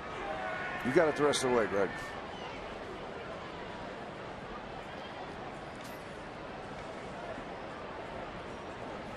Well, you know, we've talked, Steve, about the red flags for Karstens. He's giving you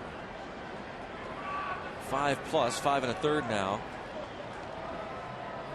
And he's that wall we talked about. 71 pitch mark, and it's the 3rd time around now. The Tigers are seeing Karstens. Ground ball, Wood. Look at the runner. Good size more.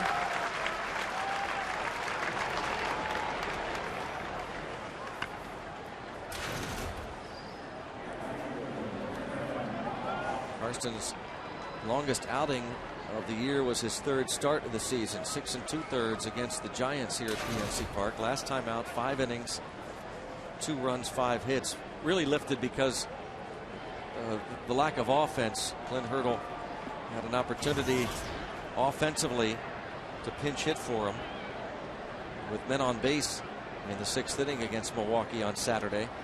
Otherwise, he would have continued in that game.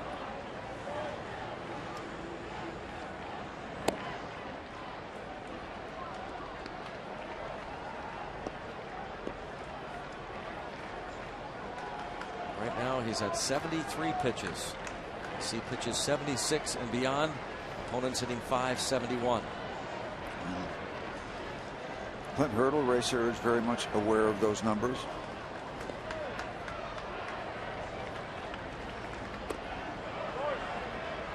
We also gave you the numbers what lefties are hitting against him this season. 345.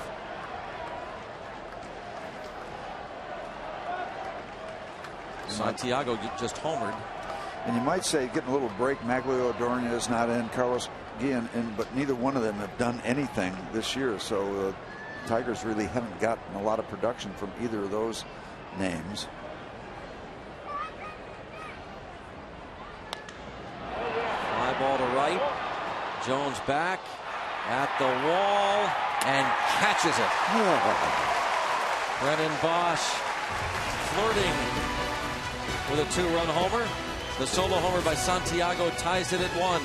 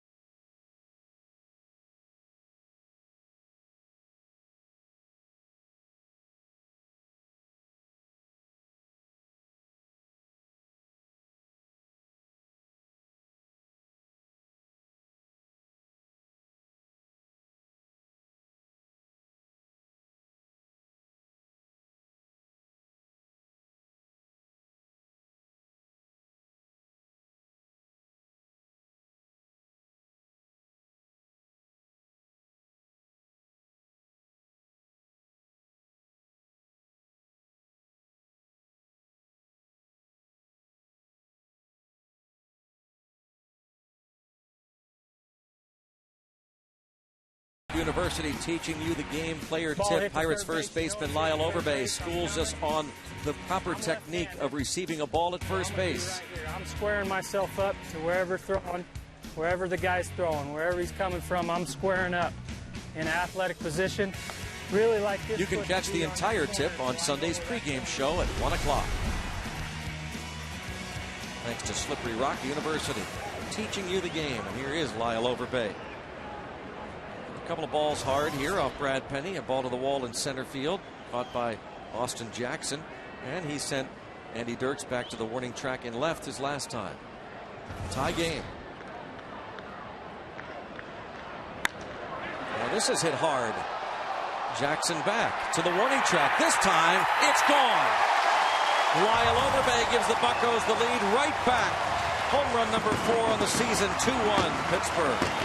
And that was hit a long, long way to the biggest part of the ballpark, into the bullpen area, to the opposite field. So an indication of what Lyle Overbay is capable of. Home run number 4 last year, 20 long balls.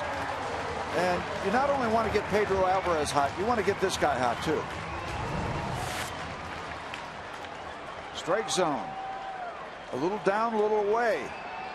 And that kind of power.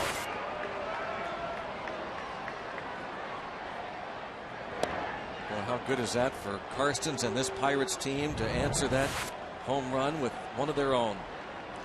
And when you see that, that's what makes a guy like Lyle Overbay attractive. He is capable of moving the ball that way and that far. That was way back in that bullpen. Taking a look at that replay. Instant offense. So, and immediately Villarreal starts to loosen. Immediately.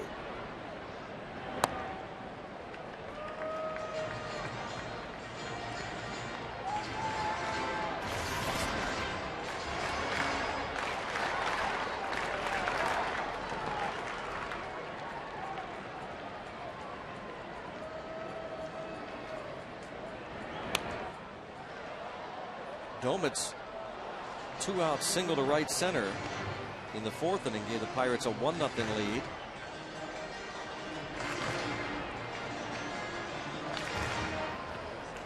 Well, what you hope for when the bats are quiet, and you were talking about the numbers here at PNC Park, when the bats are quiet, hey, how are you going to win? You're going to outpitch people.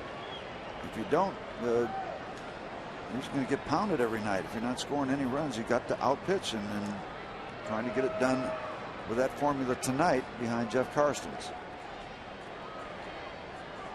Eventually hope the bats pick up and start carrying the pitchers a little bit. That's the way it's supposed to work. Routine for Sizemore. Check out once again our Coors Light Cold Hard Blast. Lyle Overbay. Home run number 4 on the season as a Bucco. Deep over the wall, back of that bullpen and bouncing into the Pirates pen. Cold Hard Blast brought to you by Coors Light, the world's most refreshing beer.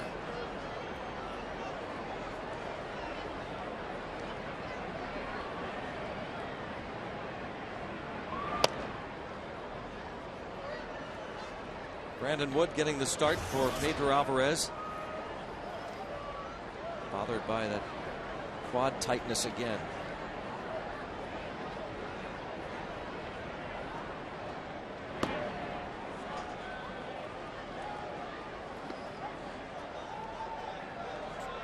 And don't think this young man doesn't have some serious power potential. I mean, the numbers that he put up in the minor leagues showed that he can run into a few.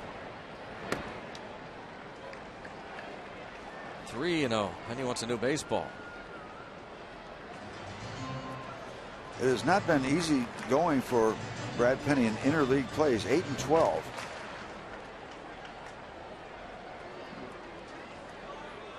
But you can't take anything away from 112 major league wins either in his travels. Had a great year with the Dodgers in 2006 when he was 16-4.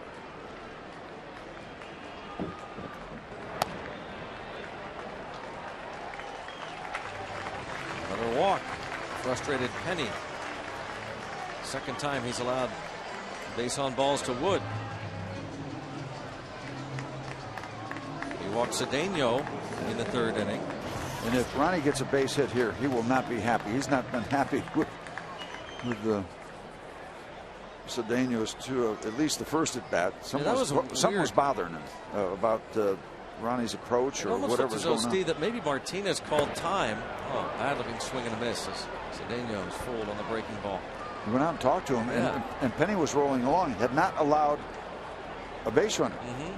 So something was going on. So let's see if Ronnie can aggravate that a little bit, perhaps, if that indeed was the issue that Brad Penny had. Runner goes, line drive right field, base hit. Brandon Wood into third. Ronnie Cedeno continues to swing that hot bat.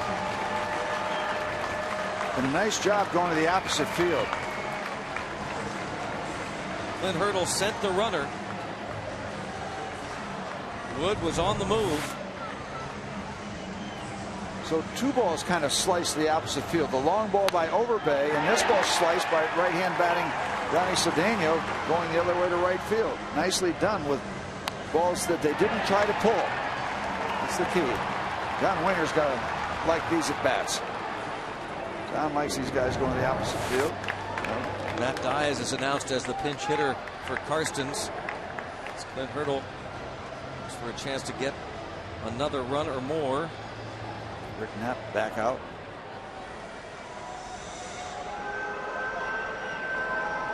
Maybe a little bit of a scouting report on Diaz.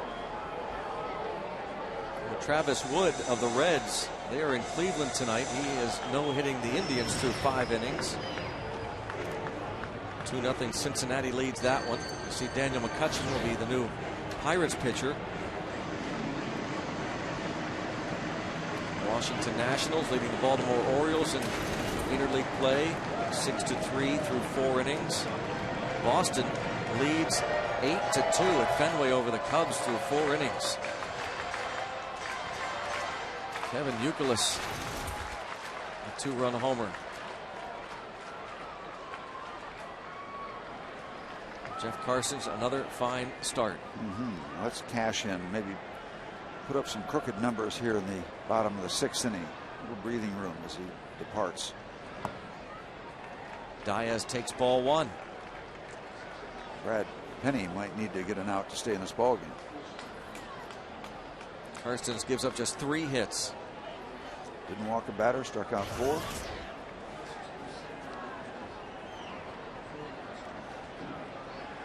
Good to see Diaz is okay after he grounded out in the 8th inning yesterday in Cincinnati as a pinch hitter.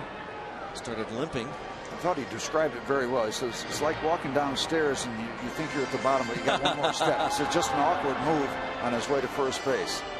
That's pretty neat.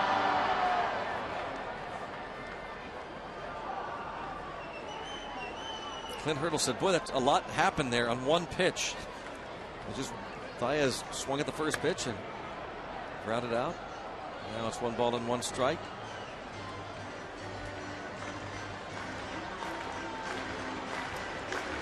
Diaz 2 for 13 as a pinch hitter.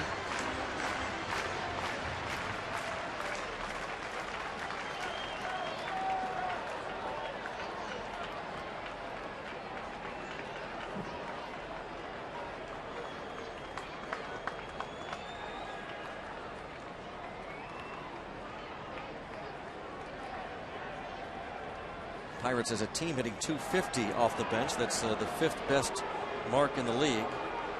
The Reds are ridiculous, hitting about .340. They're pinch hitters. 1 ball, 1 strike on Diaz.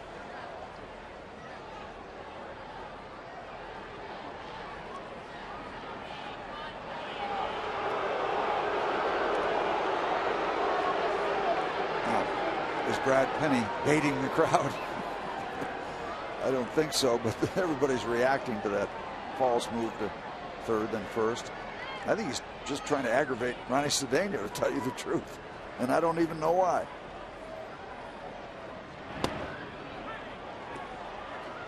Diaz in the hole.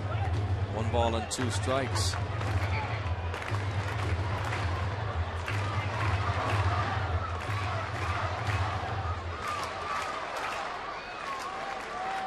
Diaz pretty good at going the other way, has that right side open. Don't know if Hurdle would send Cedeno here.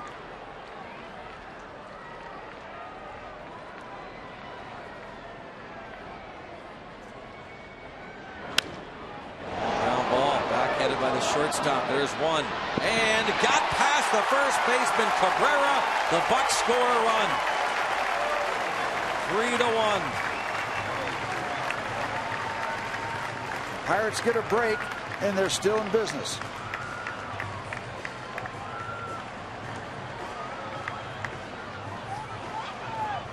Let's see what we can see on the replay. It was taken on the backhand side by Sizemore. He did a good job. The feed. And caught a flyer on the right field side. 6-4 on the fielder's choice. Well, I think Cabrera could have gotten a glove on that ball.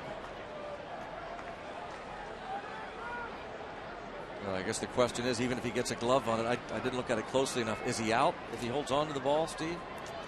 Well, I need another look too, because I was just watching where the contact. Best way to go is the Cabrera's. HGH cam, I think, with one of these. Ah, yes. Yeah, they had him. Yep. Yep. HGH cam, thanks to Allegheny General Sports Medicine. Clears that all up, doesn't it? Yep. They had him. RBI. So 6-4 on the fielder's choice, allowing Wood to score. Pirates now lead 3-1.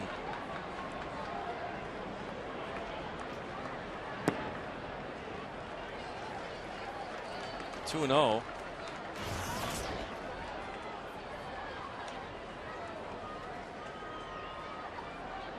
McCutcheon, an infield hit, chopped it to a third baseman, Donnie Kelly.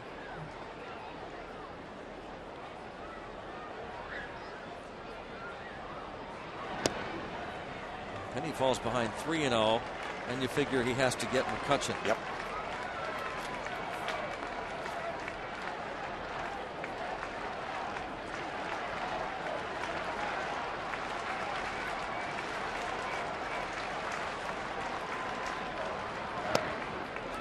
And doesn't. 3-1. Is that a late call? Yep, he does get it. Does get the call.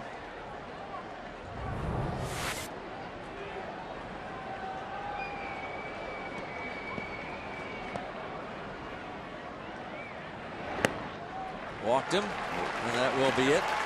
Jim Leland is slowly making his way up. Good work for the Pirates against Brad Penny, who is not at his best. He leaves with 2 outs in the 6th inning. Bucks lead 3-1. Now they'll go after this Tigers bullpen.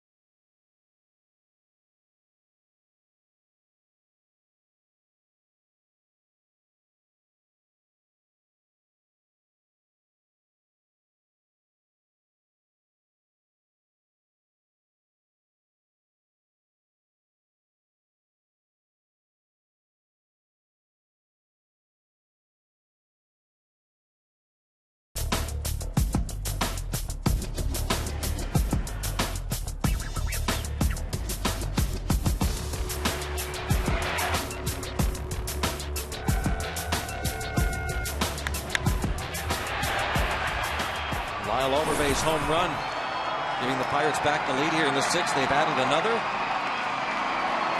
3-1 Pirates lead. Check out the Allegheny General Hospital injury update. Ross Ollendorf is currently on the disabled list with the strained right shoulder, throwing long toss until 120 feet becomes comfortable before throwing off the mound. So he's a ways away yet. Frustrating season for Ross Ollendorf. Again, our thanks to Allegheny General Hospital Sports Medicine, official medical provider of the Pittsburgh Pirates. Brian Villarreal now facing Jose Tabata, who's 2 for 3 tonight with 2 on, 2 outs. Rookie right-hander for the Tigers. Making his 14th appearance.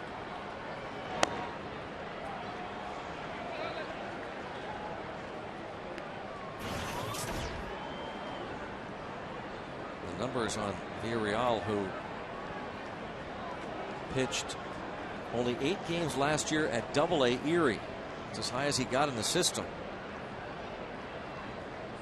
So this is a very inexperienced pitcher. Oh, appeal, and first base umpire Chris Guccione said Tabata offered. Let's see what we see. Love this side angle to check that out. He did not go.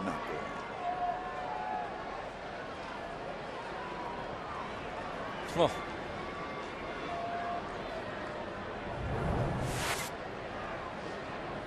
Reaction there from Tabata. And probably decent reaction from the Pirate bench. 95. Well, you can see why he didn't spend much time in low A ball.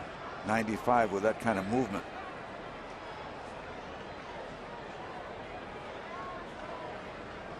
A couple of young Venezuelans battling here. Villarreal and Tabata. Diaz, the runner, at second. McCutchen at first.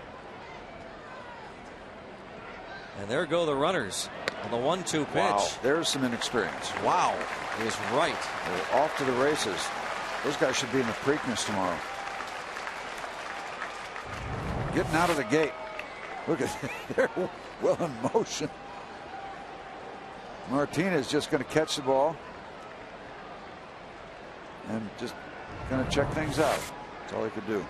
Double steal, Diaz and McCutchen.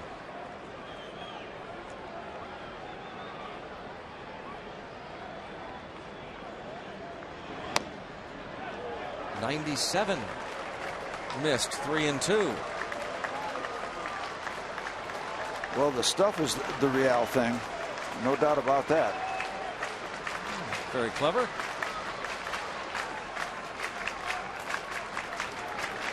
And it is, you're right. 3-2.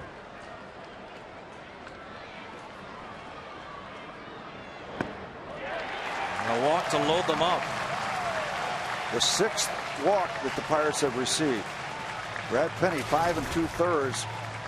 3 runs to this point, responsible for a couple of these runners. 6 hits, 5 walks, 4 strikeouts. Very un-Brad Penny-like. Bags are loaded with bucks. Garrett Jones. You get the idea you're not going to see too much off-speed stuff from this young man. Maybe And Jones thinks the same. sit on the heat and see what you can do.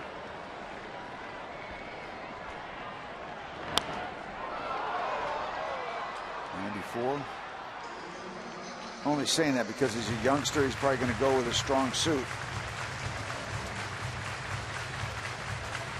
You might see something, a teaser, maybe a setup pitch, if he gets to 0-2 or 1-2. But he can't fool around too much. You think he's stick pretty much with his strength. No career grannies for Jones. Bucks have hit 2 this season. Ryan Domit and Neil Walker.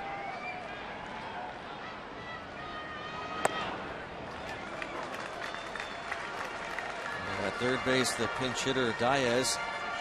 At second base, McCutchen, he walked and then stole second, part of the double steal. Moments ago, Tabata, the walk. 1 ball, 1 strike on Jones. Pirates lead 3-1. Looking for the big hit to plate some insurance here in the 6th.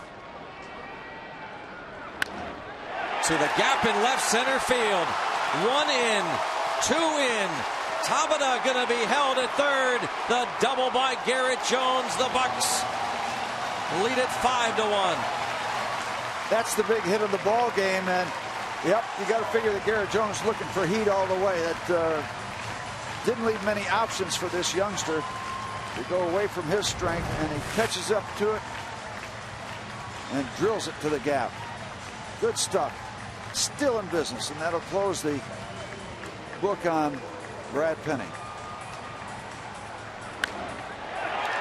Garrett Jones, his 14th and 15th RBIs of the season. He said he likes hitting in interleague play against the American League. On base twice tonight. A walk in the 4th and this 2-run double in the 6th.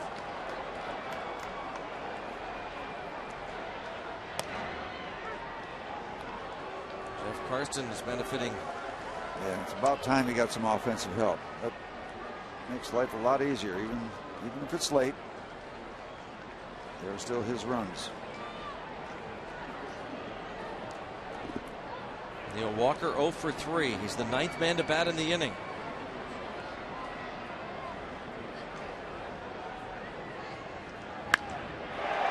Hit well toward left. Back is Dirks, and it's over his head. Neil Walker will bring in 2 with a double. Buccos cleaning up in the 6th, lead it 7-1.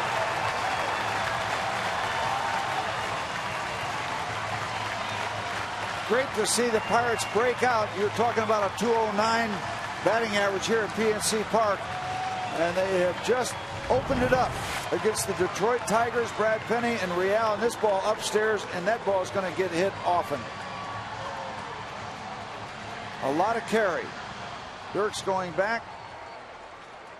The big left field holds it, but it went a long, long way. Neil Walker now with 26 RBIs, 11 doubles. Here is Overbay. He started the inning with the home run. Well, what a nice way to set the tone for this 5-game homestand. The Braves will follow the Tigers. But as Steve and I said at the outset of this telecast, what Clint Hurdle has been talking about, different measuring sticks along the way to gauge how much better this team is than the 2010 club. We talked about the road record being much better, the pitching, the starters, the relievers, leading by 6 here in the 6th, trying to take game 1 of this 3-game interleague series.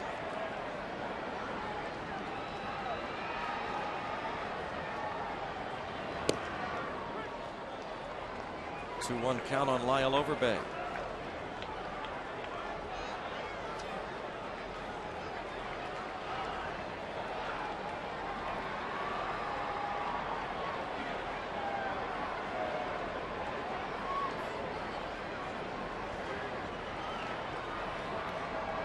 That home run was a long time ago.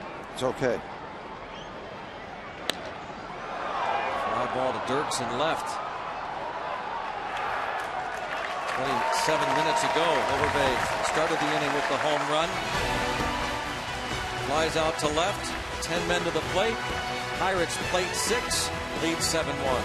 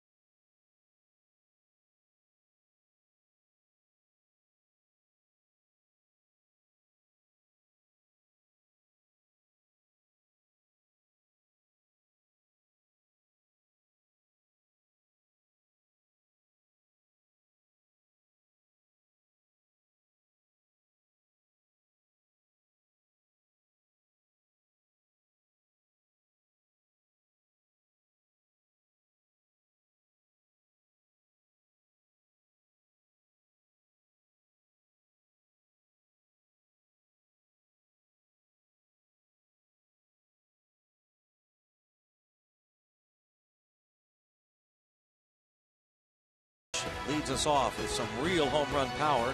And then we make a call to the bullpen with some fashionable rookie pitchers. Catch an all-new Inside Pirates Baseball tomorrow afternoon at 12:30 on Root Sports. Well, what do you want for a home game? You want a nice crowd on a Friday night, you want some good pitching, and you want some instant offense. Pirates delivering the hat trick to this point. Most runs in an inning in an interleague game since June 24th, 2009 against Cleveland. And the Pirates scored 10. Lyle Overbay got it started with that instant offense, the home run. Now it's Daniel McCutchen, who, as Clint Hurdle said this past week, has earned the right to move up in the pecking order of that bullpen. Kind of goes along the line of Clint saying you earn your place in the batting order too. You can move up with good stuff. Daniel was not scored upon his first 10 appearances. He's had 15 overall. He's nicked a little bit since then, but not much. Carson's, as we said, 6 innings, a run, 3 hits, no walks, and 4 strikeouts.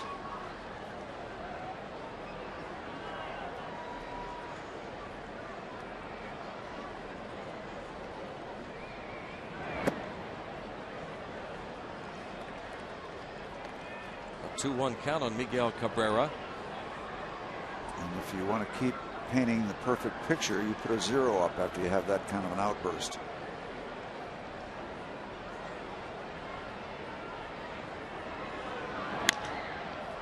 Hits it hard the other way, off the wall. Cabrera will hold the long single. Some of that opposite field stuff that Jim Leland was talking about. A lot of carry on this ball as it hits off the chain link fence. I don't see many right-hand hitters that line drives like that off the wall. He almost got caught in between first and second as Garrett Jones recovered, got the ball in. Cabrera was kind of undecided whether he's going to try for 2 or not early. Oh, I'm going to try it. No, not going to try it. I'm going to shut it down. Down 6 runs. Correct. 7th. Victor Martinez has grounded out and flied to left.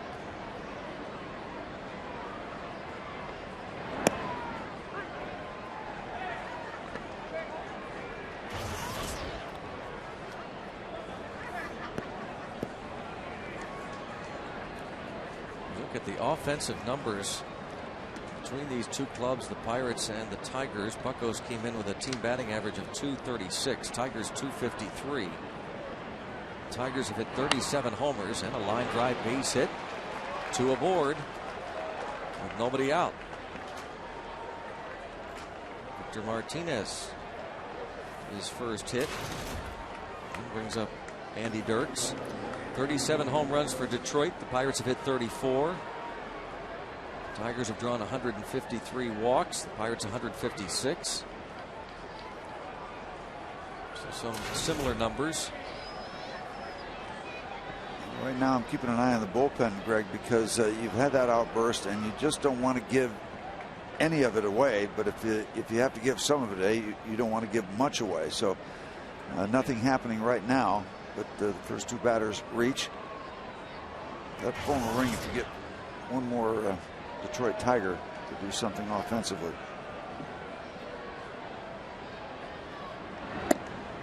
Jeff Karsten's had a perfect game going 2 outs into the 5th inning. Andy Dirks broke up any thoughts of a perfect game or a no-hitter with a broken bat single to center.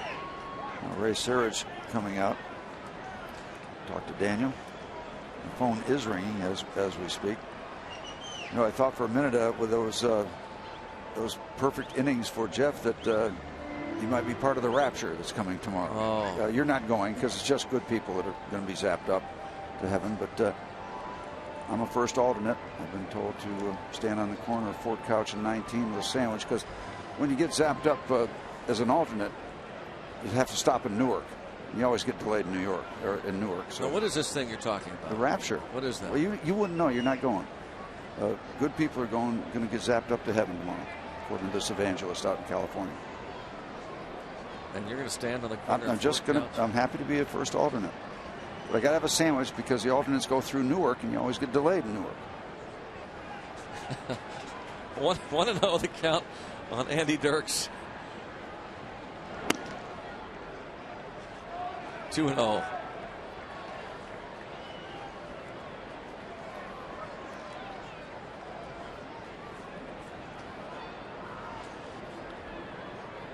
Two on, nobody out. Fly ball to left. Settle things down a bit. First two men reach, and then McCutchen fell behind Dirks, but gets him to fly out. And now Don Kelly struck out looking in the third and lined out to center field in the fifth. Daniel Moskis, the lefty, and Chris Reesop, the righty.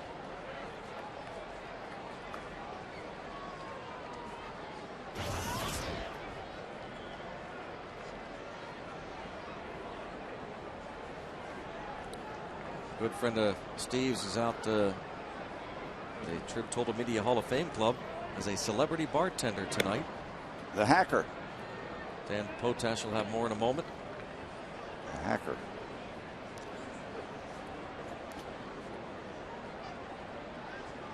Count on Don Kelly.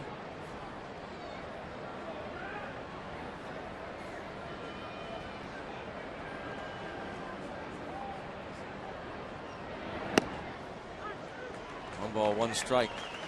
Kelly, the third Point Park product to reach the big leagues. John Stupor and Bobby Madrich. Madrich pitched for the Mariners in 2004. Stupor was an 18th round pick of the Pirates in 1978. Pitched in the big leagues with the Cardinals and Reds. Ground ball to short. 6, 4, 3. Yes, yes, yes. Seventh inning stretch. We're going to keep it right here. A nice crowd fired up as Daniel McCutchen comes back after giving up the lead.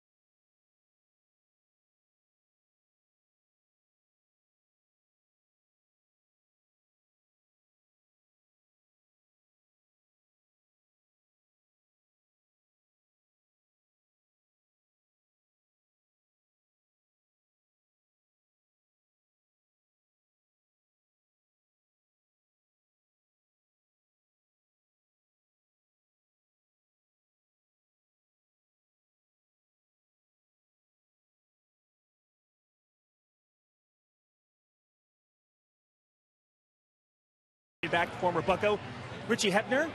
Nice crowd. You're actually breaking a sweat. A little work tonight. It's been fun. It's been fun. The Pirates are winning, and it's a nice night. It's a nice crowd here, so it's been fun. A couple years since you've been here last? 2 or 3 years. Yeah, I love coming back to this city. I played here 10 years, and I'd love to come back here. I really would. It's a great town. Now, you're signing a lot of autographs, taking a lot of pictures, lots of smiles, but I got to ask you how your 2 front teeth are.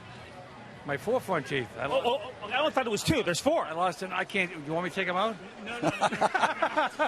But I was told by a little birdie that you lost 2 of them trying to short hop a ball back in your playing days at first base. It took them out. No. I lost them. I got hit with a hockey puck and lost way back when. That little birdie is Steve Blass, so I've been misinformed. Oh, Steve, you don't listen to stories. Wait a minute. He got short hopped at third base. It's a true story. That was the second set that went. Okay, now I'm hearing your story's wrong and that Steve Blass is right. Short hopped at third base, not first base. Well, you know something? All the years I played here, I never got a gold glove, so I might have got dinged a couple of times. Is Blass listening to this right now? Yes, I am. Big time. Oh, I can imagine him laughing right now. Well, I'll tell you what. If you keep the bar open for a little while, he may come back after the game. Hey, I'm shutting him off if he comes down here. Give him my best from a grateful teammate. Hey, he wishes you all the best. Hopefully he'll see you a little bit later on. Thank you very much. 14th, not 2. Steve, back to you. Well, he was a treat to play with. A great teammate. Good to see Richie back in Pittsburgh. He did. He loved his time here. And Pittsburgh loved Richie Hebner. Yep. There's some players attract a city, a town, and a fan base like no, and he was one of them. Yeah, they loved him. Well, he was a dirtbag. He got his uniform dirty, and they loved that. And Richie was an interesting guy here. He was a good producer, but he spent as much time up at Children's Hospital unbeknownst to people without promoting it, and I think that's one of the other reasons that he had time for people, and it wasn't to self-promote him. It wasn't a self-promotion item. The Hacker 1971 World Series. Of course, he had a great playoff series against the Giants, and he helped lead the Pirates to some division titles. And as he said, he wasn't a Gold Glove third baseman, but he sure gave it everything he had. The former first-round pick of the Pirates in 1966, the Gravedigger. Yep. Out of Boston. And he could send in 5 bronze Town Talk Whappers. Right. He had the Boston accent. Yep. Send in the Whappers. The Town Talk Whappers. Joaquin Benoit on the mound now for Detroit. And, of course, Hebner spent some time with Detroit back in the early 80s. Domet lifts one to right. Bosch. And Richie, two times with the Pirates, the early career, and then he came back late in his career to spend a little time with the Pirates.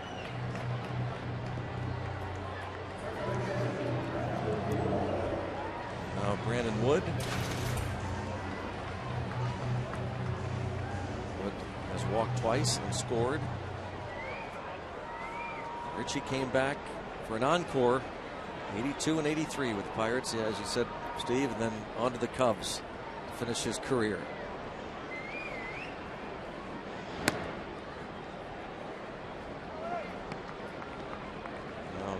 He was a highly regarded high school hockey player, and I don't know if he got drafted or not, but he was big time scholastically up in the Boston area. Hasn't lost that accent, has he? No, has not. People always wondered. They said, was he really a grave digger? And yes, the answer is yes. And not only that, he's moved up. Now he drives the buggy now. And proud of it. Yep, he loves moved it. Up. He said the playoffs really hurt him because the ground started to get frozen. It was harder to dig.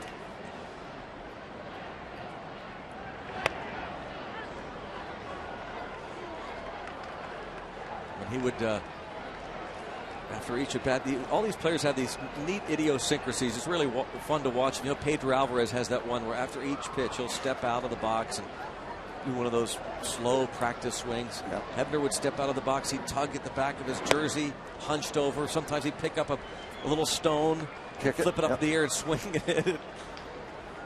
He was a classic.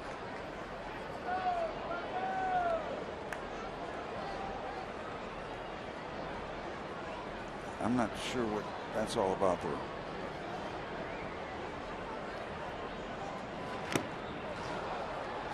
Benoit strikes out Wood. 2 outs.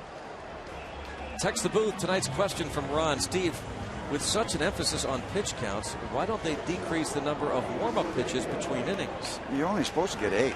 So, I don't think they're ever going to give that serious consideration. I do know that when you were pitching on a regular basis and pitching well, if you were warming up to start a ball game, you wouldn't take your 15 minutes that you usually take. Go out there and you can get it done in 10 minutes. And I know pitchers that I knew I took less than 8 pitches in between innings, and the production people don't like that because you're starting an inning early and all that sort of thing. But when you're on a roll, you get out there and it's your ball game. It doesn't belong to the guys in the truck.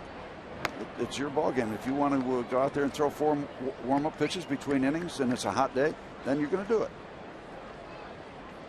1 ball, 1 strike. 1-1. Count on Cedeno.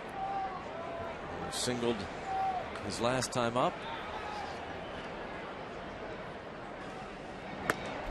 1-2. Want to send along a happy 15th birthday wish to Carson Wire, watching in Parkersburg, West Virginia. Jim Trudinich, the Media Relations Director's nephew. 24,396 on hand tonight. Game 1 of this interleague 3-game series against the Tigers. Bucks leading at 7-1.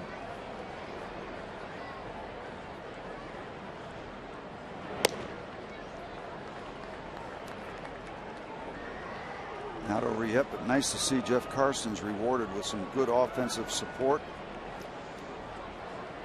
Pitched well again tonight. The 6 innings, 1 run.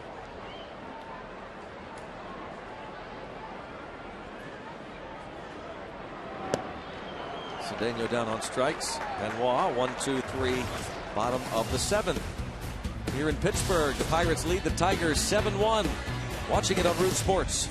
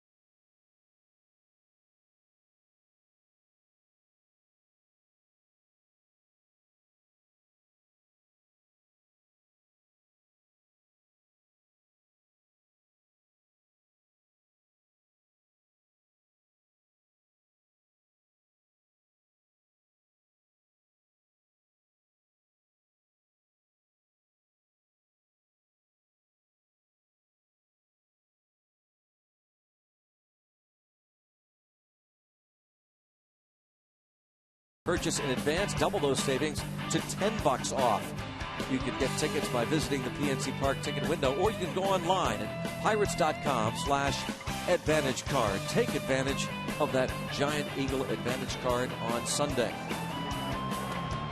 Scores around the Pirates minor league system. AAA Indianapolis, Indy leads 3-1. Andy Marte, 2 for 3 double homer, 3 RBIs. It's Andy Marte, who was in spring training, former Cleveland Indian. Altoona shuts out Akron 2-0. Jordy Mercer's been hot, 2 for 4, a couple of doubles. And down in the Gulf Coast League, Bradenton leading 9-8 in the 6th. Benji Gonzalez 3 for 3 with a homer, 2 ribbies, and 3 runs. Chris Riesop comes on to work the 8th inning. Pirates up by 6. Numbers for number 30.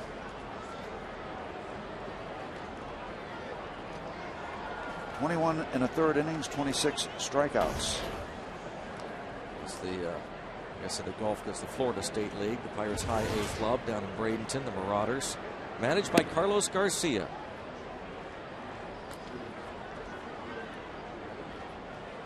Ramon Santiago has grounded out and homered. That home run came in the 6th inning off Karstens. It tied the game at 1. And then the Bucks answered with a 6th spot at the bottom of the 6th. McCutchen, a scoreless inning, giving up a couple of hits, getting that double play to get out of it.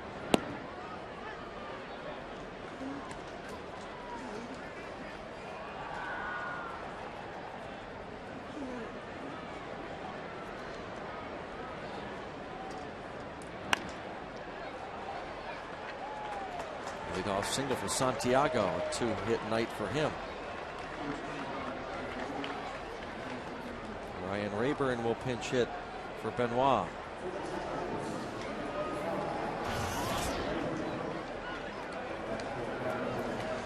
Mr. Benoit, very impressive. 3 up, 3 down with a couple of strikeouts. Jim Leyland is hoping that Benoit returns to form. It's in the first year of a 3-year, $16.5 million contract.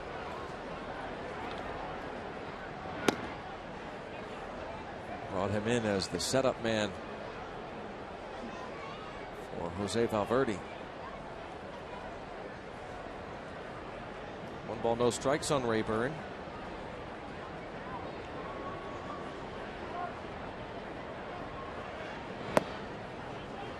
And it's 2-0. Resop also looking to get back to form. Cedeno's going to have a word with him.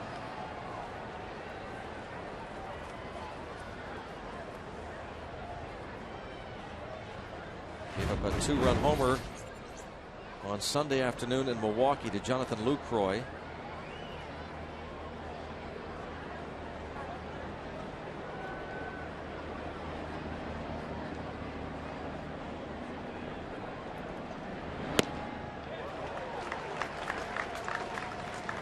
Two and one. Resop gets back to where he was beginning of the season in April. Meek comes back. And Meek, if all goes well, could return Tuesday. Pirates host Atlanta. You're talking about a really strong bullpen. 2-2. There's the 95-mile-an-hour fastball in a good spot. You don't see a whole lot of finessers. You got some live arms that come out of Major League bullpens these days. And you're talking about some live arms with those fellows you're talking about on the Pirate list. Jose Veras has pitched very well.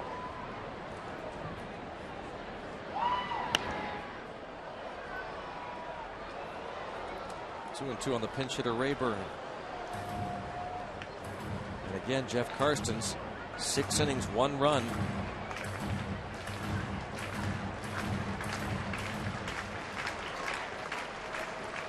Talking about that matchup tomorrow too. That should be fun to watch. Scherzer 6-0. Correa 5-4.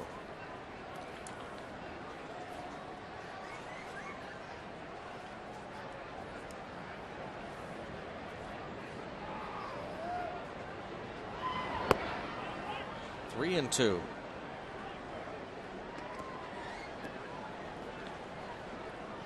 Rayburn bats for Benoit.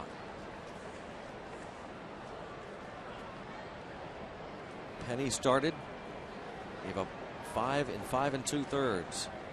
Villarreal gave up a couple.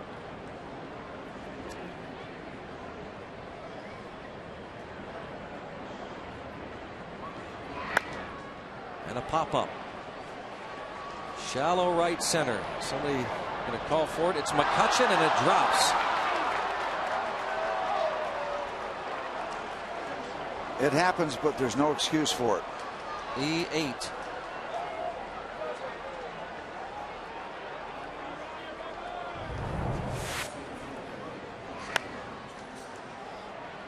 All you're looking for is now is outs, and they don't have to be pretty. Just get them done.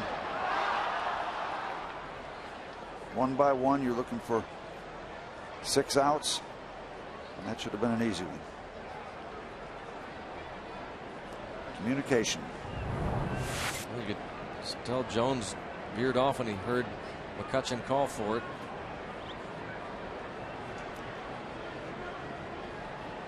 There is center field. Now Austin Jackson. Shop checks with Ronnie Cedeno. You're hoping for a ground ball. If you get it back to the pitcher, that'll work too.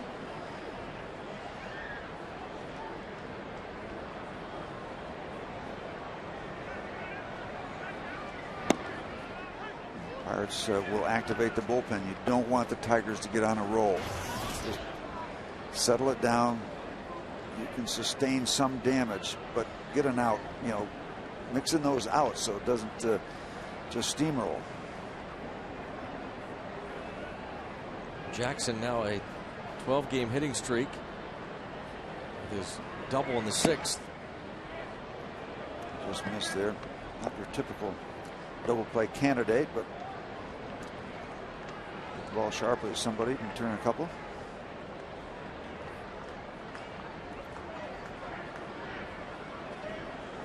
One ball, one strike. 2 on, no one out.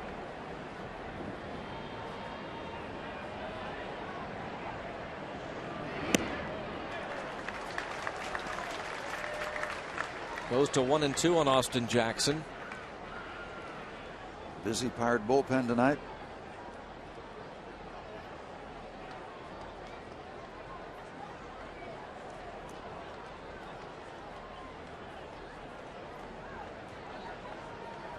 Scanio and Moscas. Jackson has struck out 55 times this season. It's the most in the league. Make it 56. Good fastball. Outer river, up and in. Second strike was a fastball on the outside corner, and that just absolutely locks him up, ties him up and in with some good heat.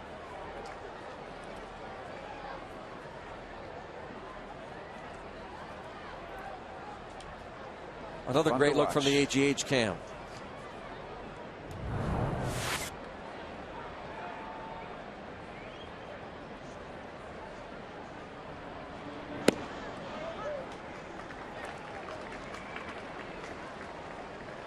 Sizemore 0 for 3. 26-year-old from Virginia Beach.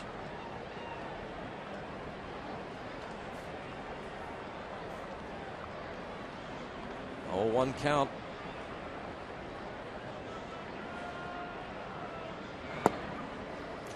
I don't know who built that camera over at Allegheny General Sports Medicine, but they built a nice camera. Fun to watch. Yes, they did build a nice one. Yep. Absolutely. Thank you, Allegheny General Hospital.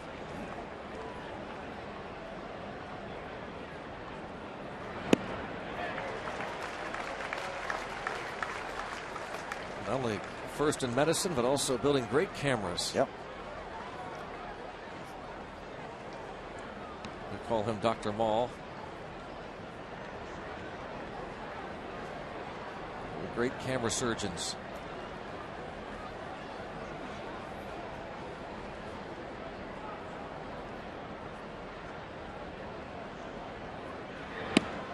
Yep. Steve Wright 3. And maybe this is going to be the program for the last few innings. McCutcheon allowed the first 2 runners, and now the first 2 runners reach on Resop. A couple of quick outs now, and let's leave these 2.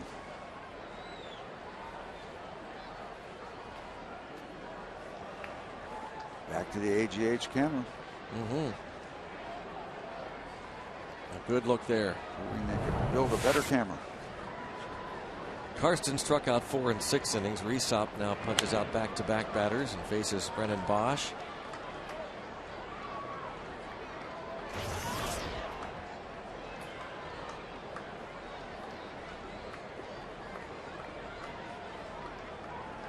Two on, 2 outs.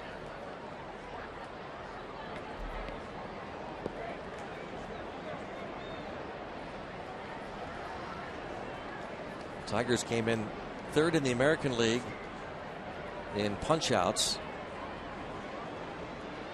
They add to their total with 6 batters going down on strikes tonight.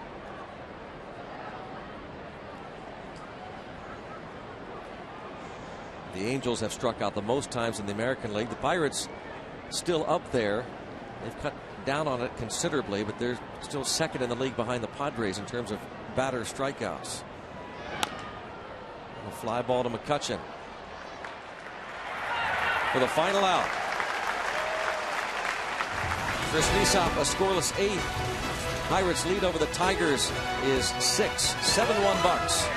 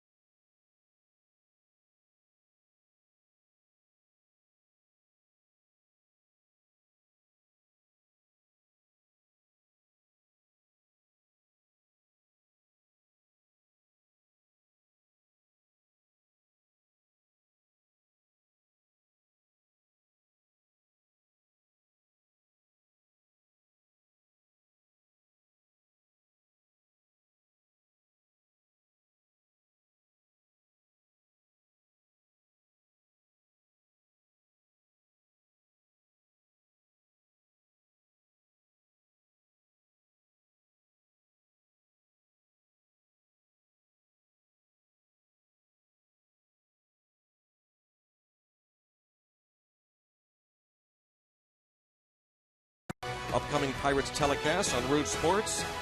Again, tomorrow's a radio-only game, but back on TV Sunday afternoon at 1, the concluding game of this 3-game interleague series. The Kids Sunday here at the ballpark. Then the Braves come in for 2. Tuesday night at 6:30. Wednesday, on at noon. Jose Valverde, the closer for the Tigers, comes on now to get some work in. Rayburn stays in the ball game to play right. Second year with the Tigers. Former Diamondback, former Astro, Jose Valverde. Penny, Villarreal, Benoit, and Valverde.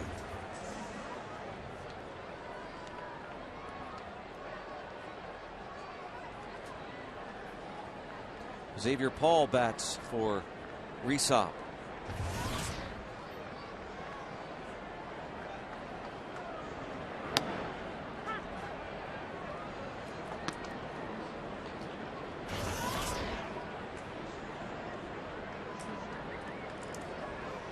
So Paul has done as a pinch hitter. Started in left field yesterday and had a big base hit off the glove of Brandon Phillips with 2 outs in the 5th inning. The Pirates, with that hit, tied the game at 1.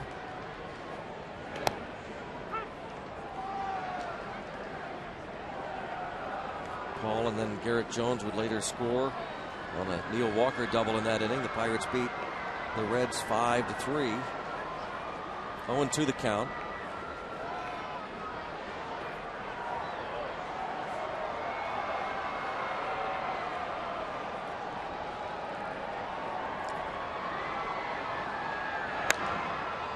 Bounce to third. Don Kelly goes out. Paul. Jeff Karstens enjoying some time with his teammates. Neil Walker, Ronnie Cedeno, Steve Pearce. Karstens 6 innings in line to get his 3rd win, giving up just the 1 run on 3 hits. That 1 run coming on the home run by Ramon Santiago, leading off the 6th. See how much fun you can have in the dugout when you get a 6-run lead? It's supposed to work.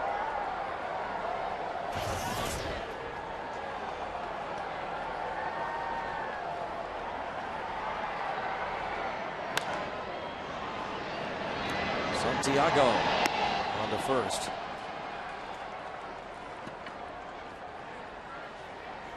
Bucco fans, be sure to check us out on Twitter at Root Sports Pit. We'll see what the Root Sports team is tweeting about the game, because we're fans just like you. So follow us on Twitter.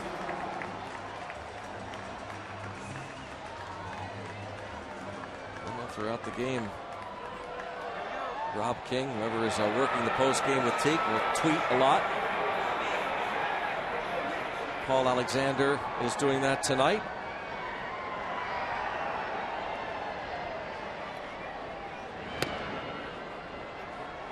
Valverde up and in, and a strike on Tabata.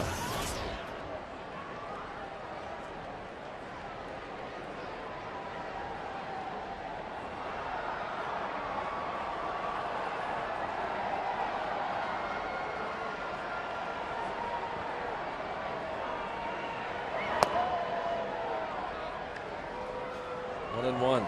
Valverde's not boring. That's one thing about him. Interesting kind of a little twist as he goes into the set position, pitching motion.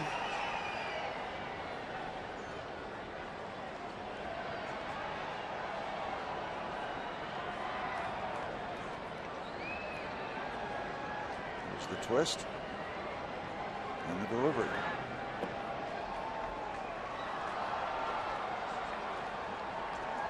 Too much twist.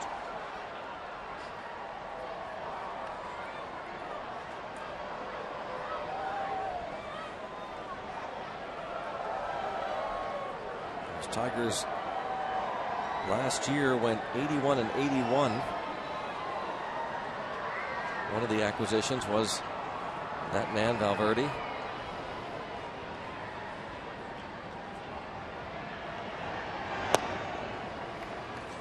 They had a rough start this year, but they have picked themselves up by the bootstraps, and they're 22 and 21 coming into tonight's game.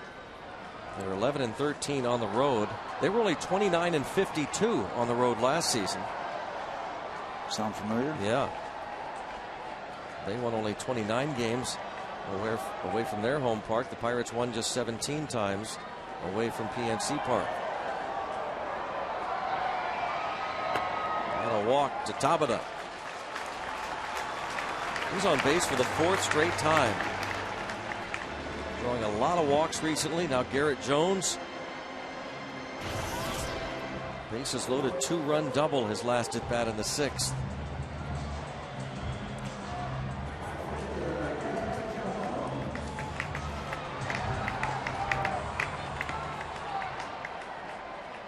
The big trade that the Tigers made before last season was sending Curtis Granderson to the Yankees. Picked up 4 young players, including Austin Jackson, Phil Koch. They made a deal with the Diamondbacks immediately. One of the players they acquired in that Yankee deal, Ian Kennedy, they sent him and Edwin Jackson to Arizona to get Daniel Schlereth and Max Scherzer. We'll see Mr. Scherzer tomorrow night. He has worked out quite well, 6-0. Thank you very much.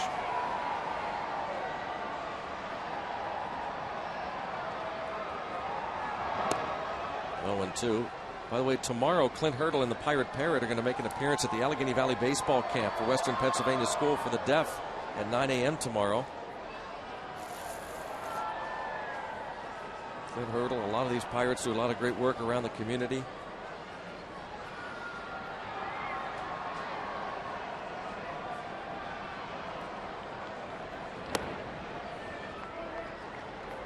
One ball, 2 strikes on Jones.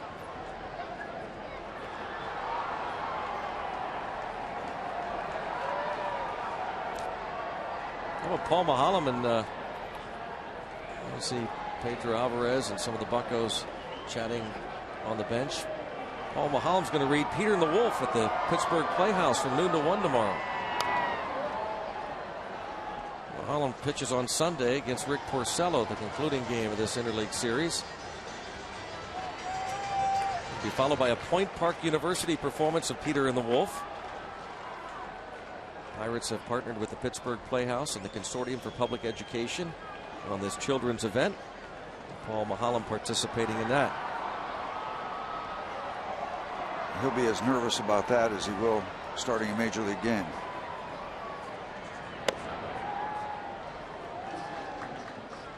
Two and two.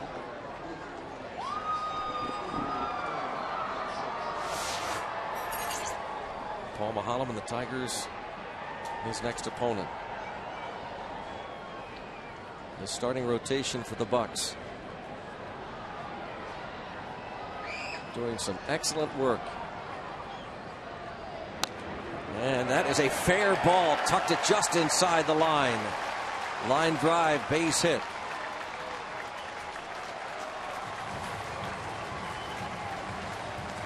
First and third. Brings up Neil Walker.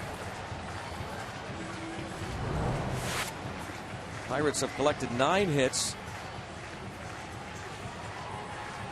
Ball gets down in the corner. Nice night for Garrett Jones. He's on base for the 3rd time.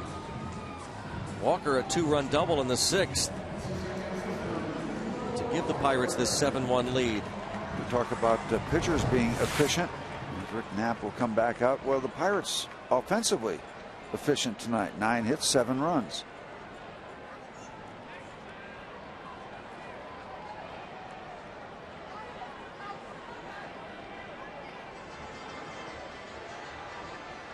Check on Valverde, who walked with 2 outs. Tabata gives up the single to Jones. Penny walked 5. Villarreal walked a man. And now Valverde.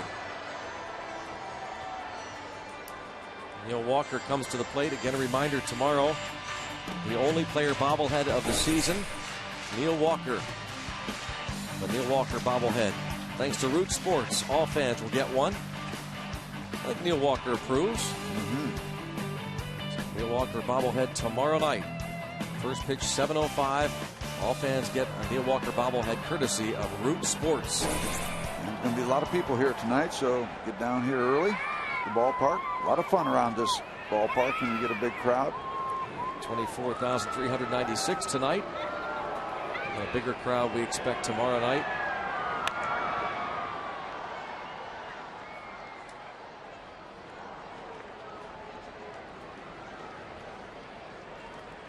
He said it's a family affair for Neil Walker. Welcoming in brother-in-law Donnie, married Neil's sister Carrie. Donnie and Neil Walker's brother Matt actually played minor league ball in the Tigers organization. There's a drive hit the other way. Dirk's over. Good hustle.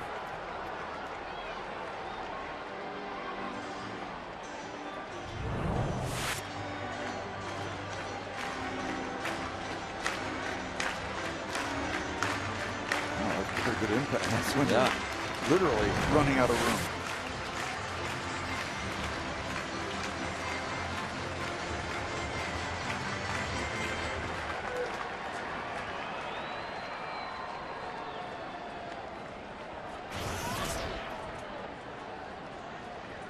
Neil Walker's brother Matt was drafted by the Tigers back in 2000.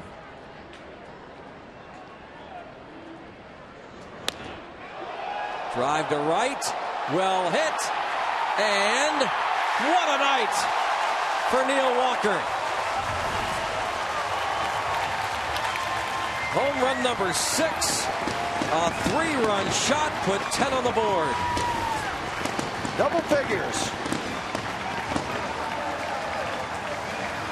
As I hear you saying, you love that 2-out offense, don't you? What a way to start a homestand. A 5 RBI night for Neil Walker.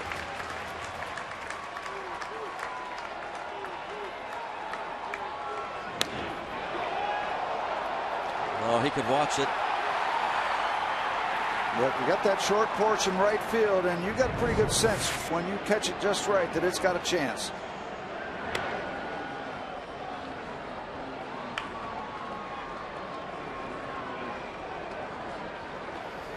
That's what you call setting up your bobblehead night.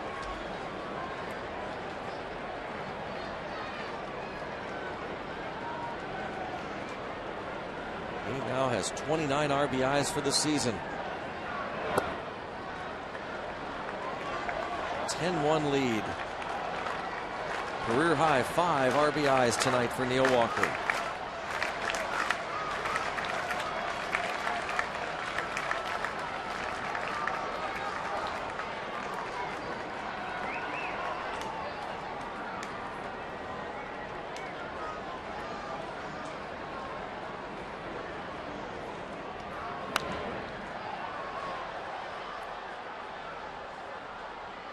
Going to be out of play. Check out the Walker home run here off Valverde. Doesn't have to clear by much, does it? Just has to get over that yellow line. Like that.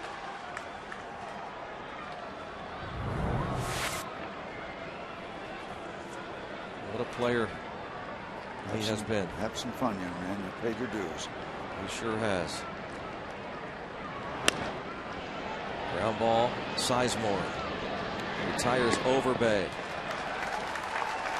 Pirates add on.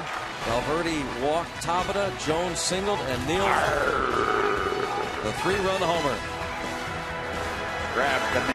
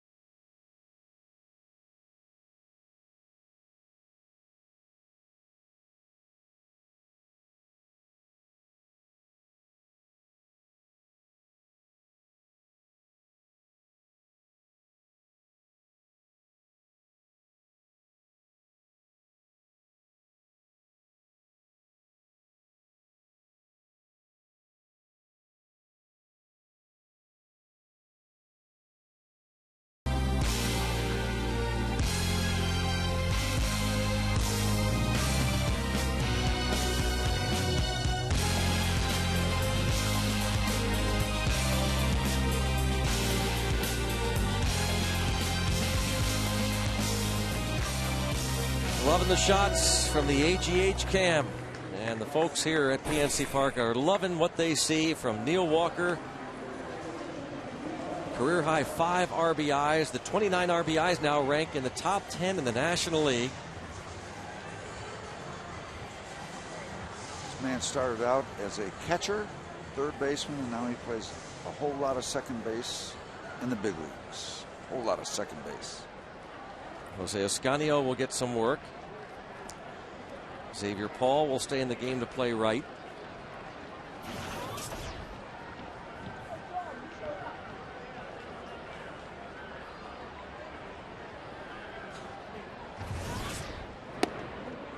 Cabrera takes ball 1.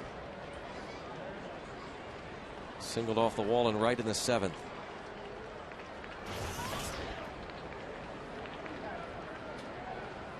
A win tonight gets the Pirates to 21-23. And a much better start to their interleague record. Ready to raise that Jolly Roger.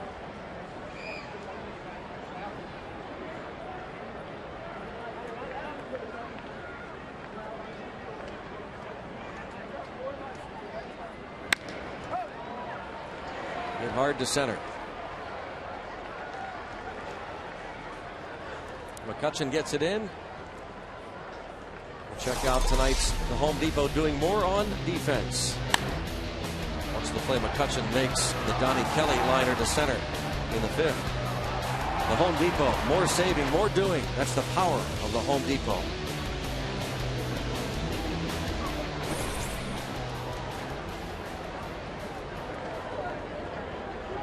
Our pinch runner, Casper Wells for Cabrera.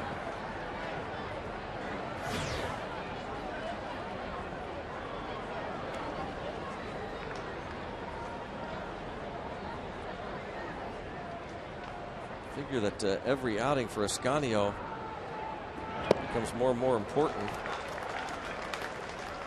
The bullpen will be changing more than likely on Tuesday if all goes well for Meek. Well, he got a save tonight in the ball game, AAA.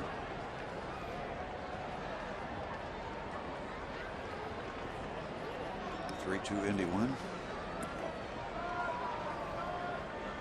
He's pitched well at Indy during his rehab.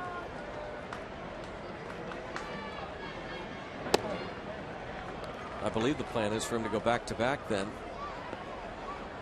If all goes well. That means he would pitch tomorrow night.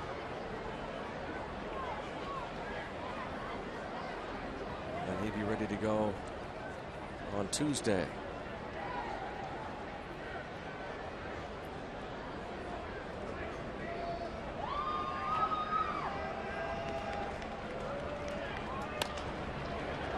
That's to second. Walker will throw to second for the force there. 1 away. 1 out available, 1 out recorded.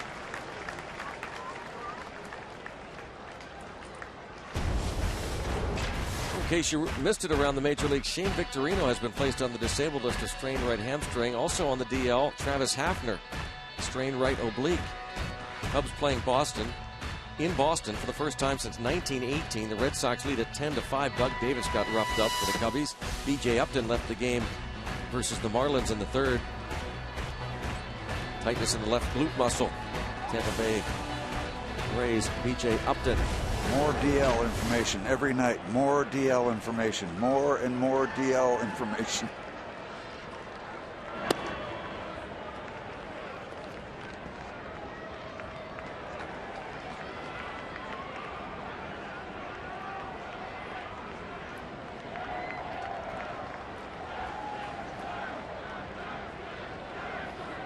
Ball, no strikes on Dirks. I understand Mr. Chapman for the Cincinnati Reds is upright and throwing in the bullpen. That's always good news. Glad to hear that.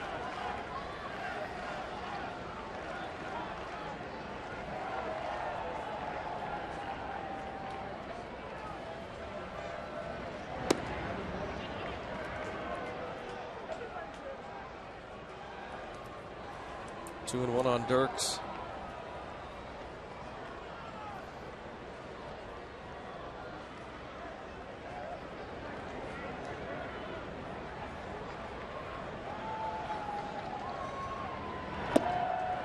Just to finish up that note about Meek going a scoreless inning, picking up the save for Rudy Owens. He went 7 innings, gave up 1 run. No walks, 2 strikeouts against Buffalo, the top farm club of the New York Mets. You know who took the loss for the Buffalo Bisons? Carrasco. DJ Carrasco. Fly ball to left. And top of it. 2 outs.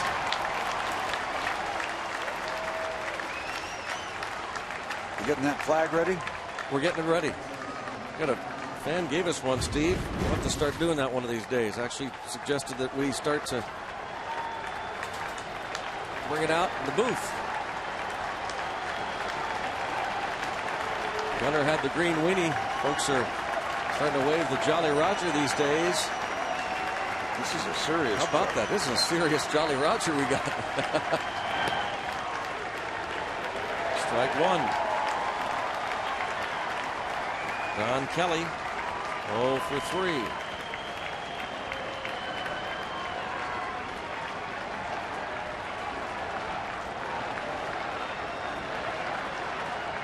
Get ready, Steve. Get up and wave that Jolly Roger.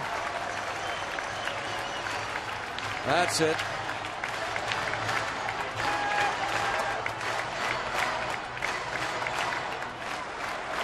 Get it ready.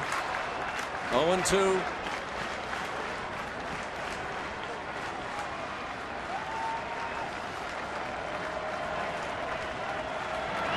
And that's it. So raise the Jolly Roger. What a start for Karstens. What a start on this homestand. Well, you can't have much more fun on a Friday night, can you? A 5 RBI night for Neil Walker.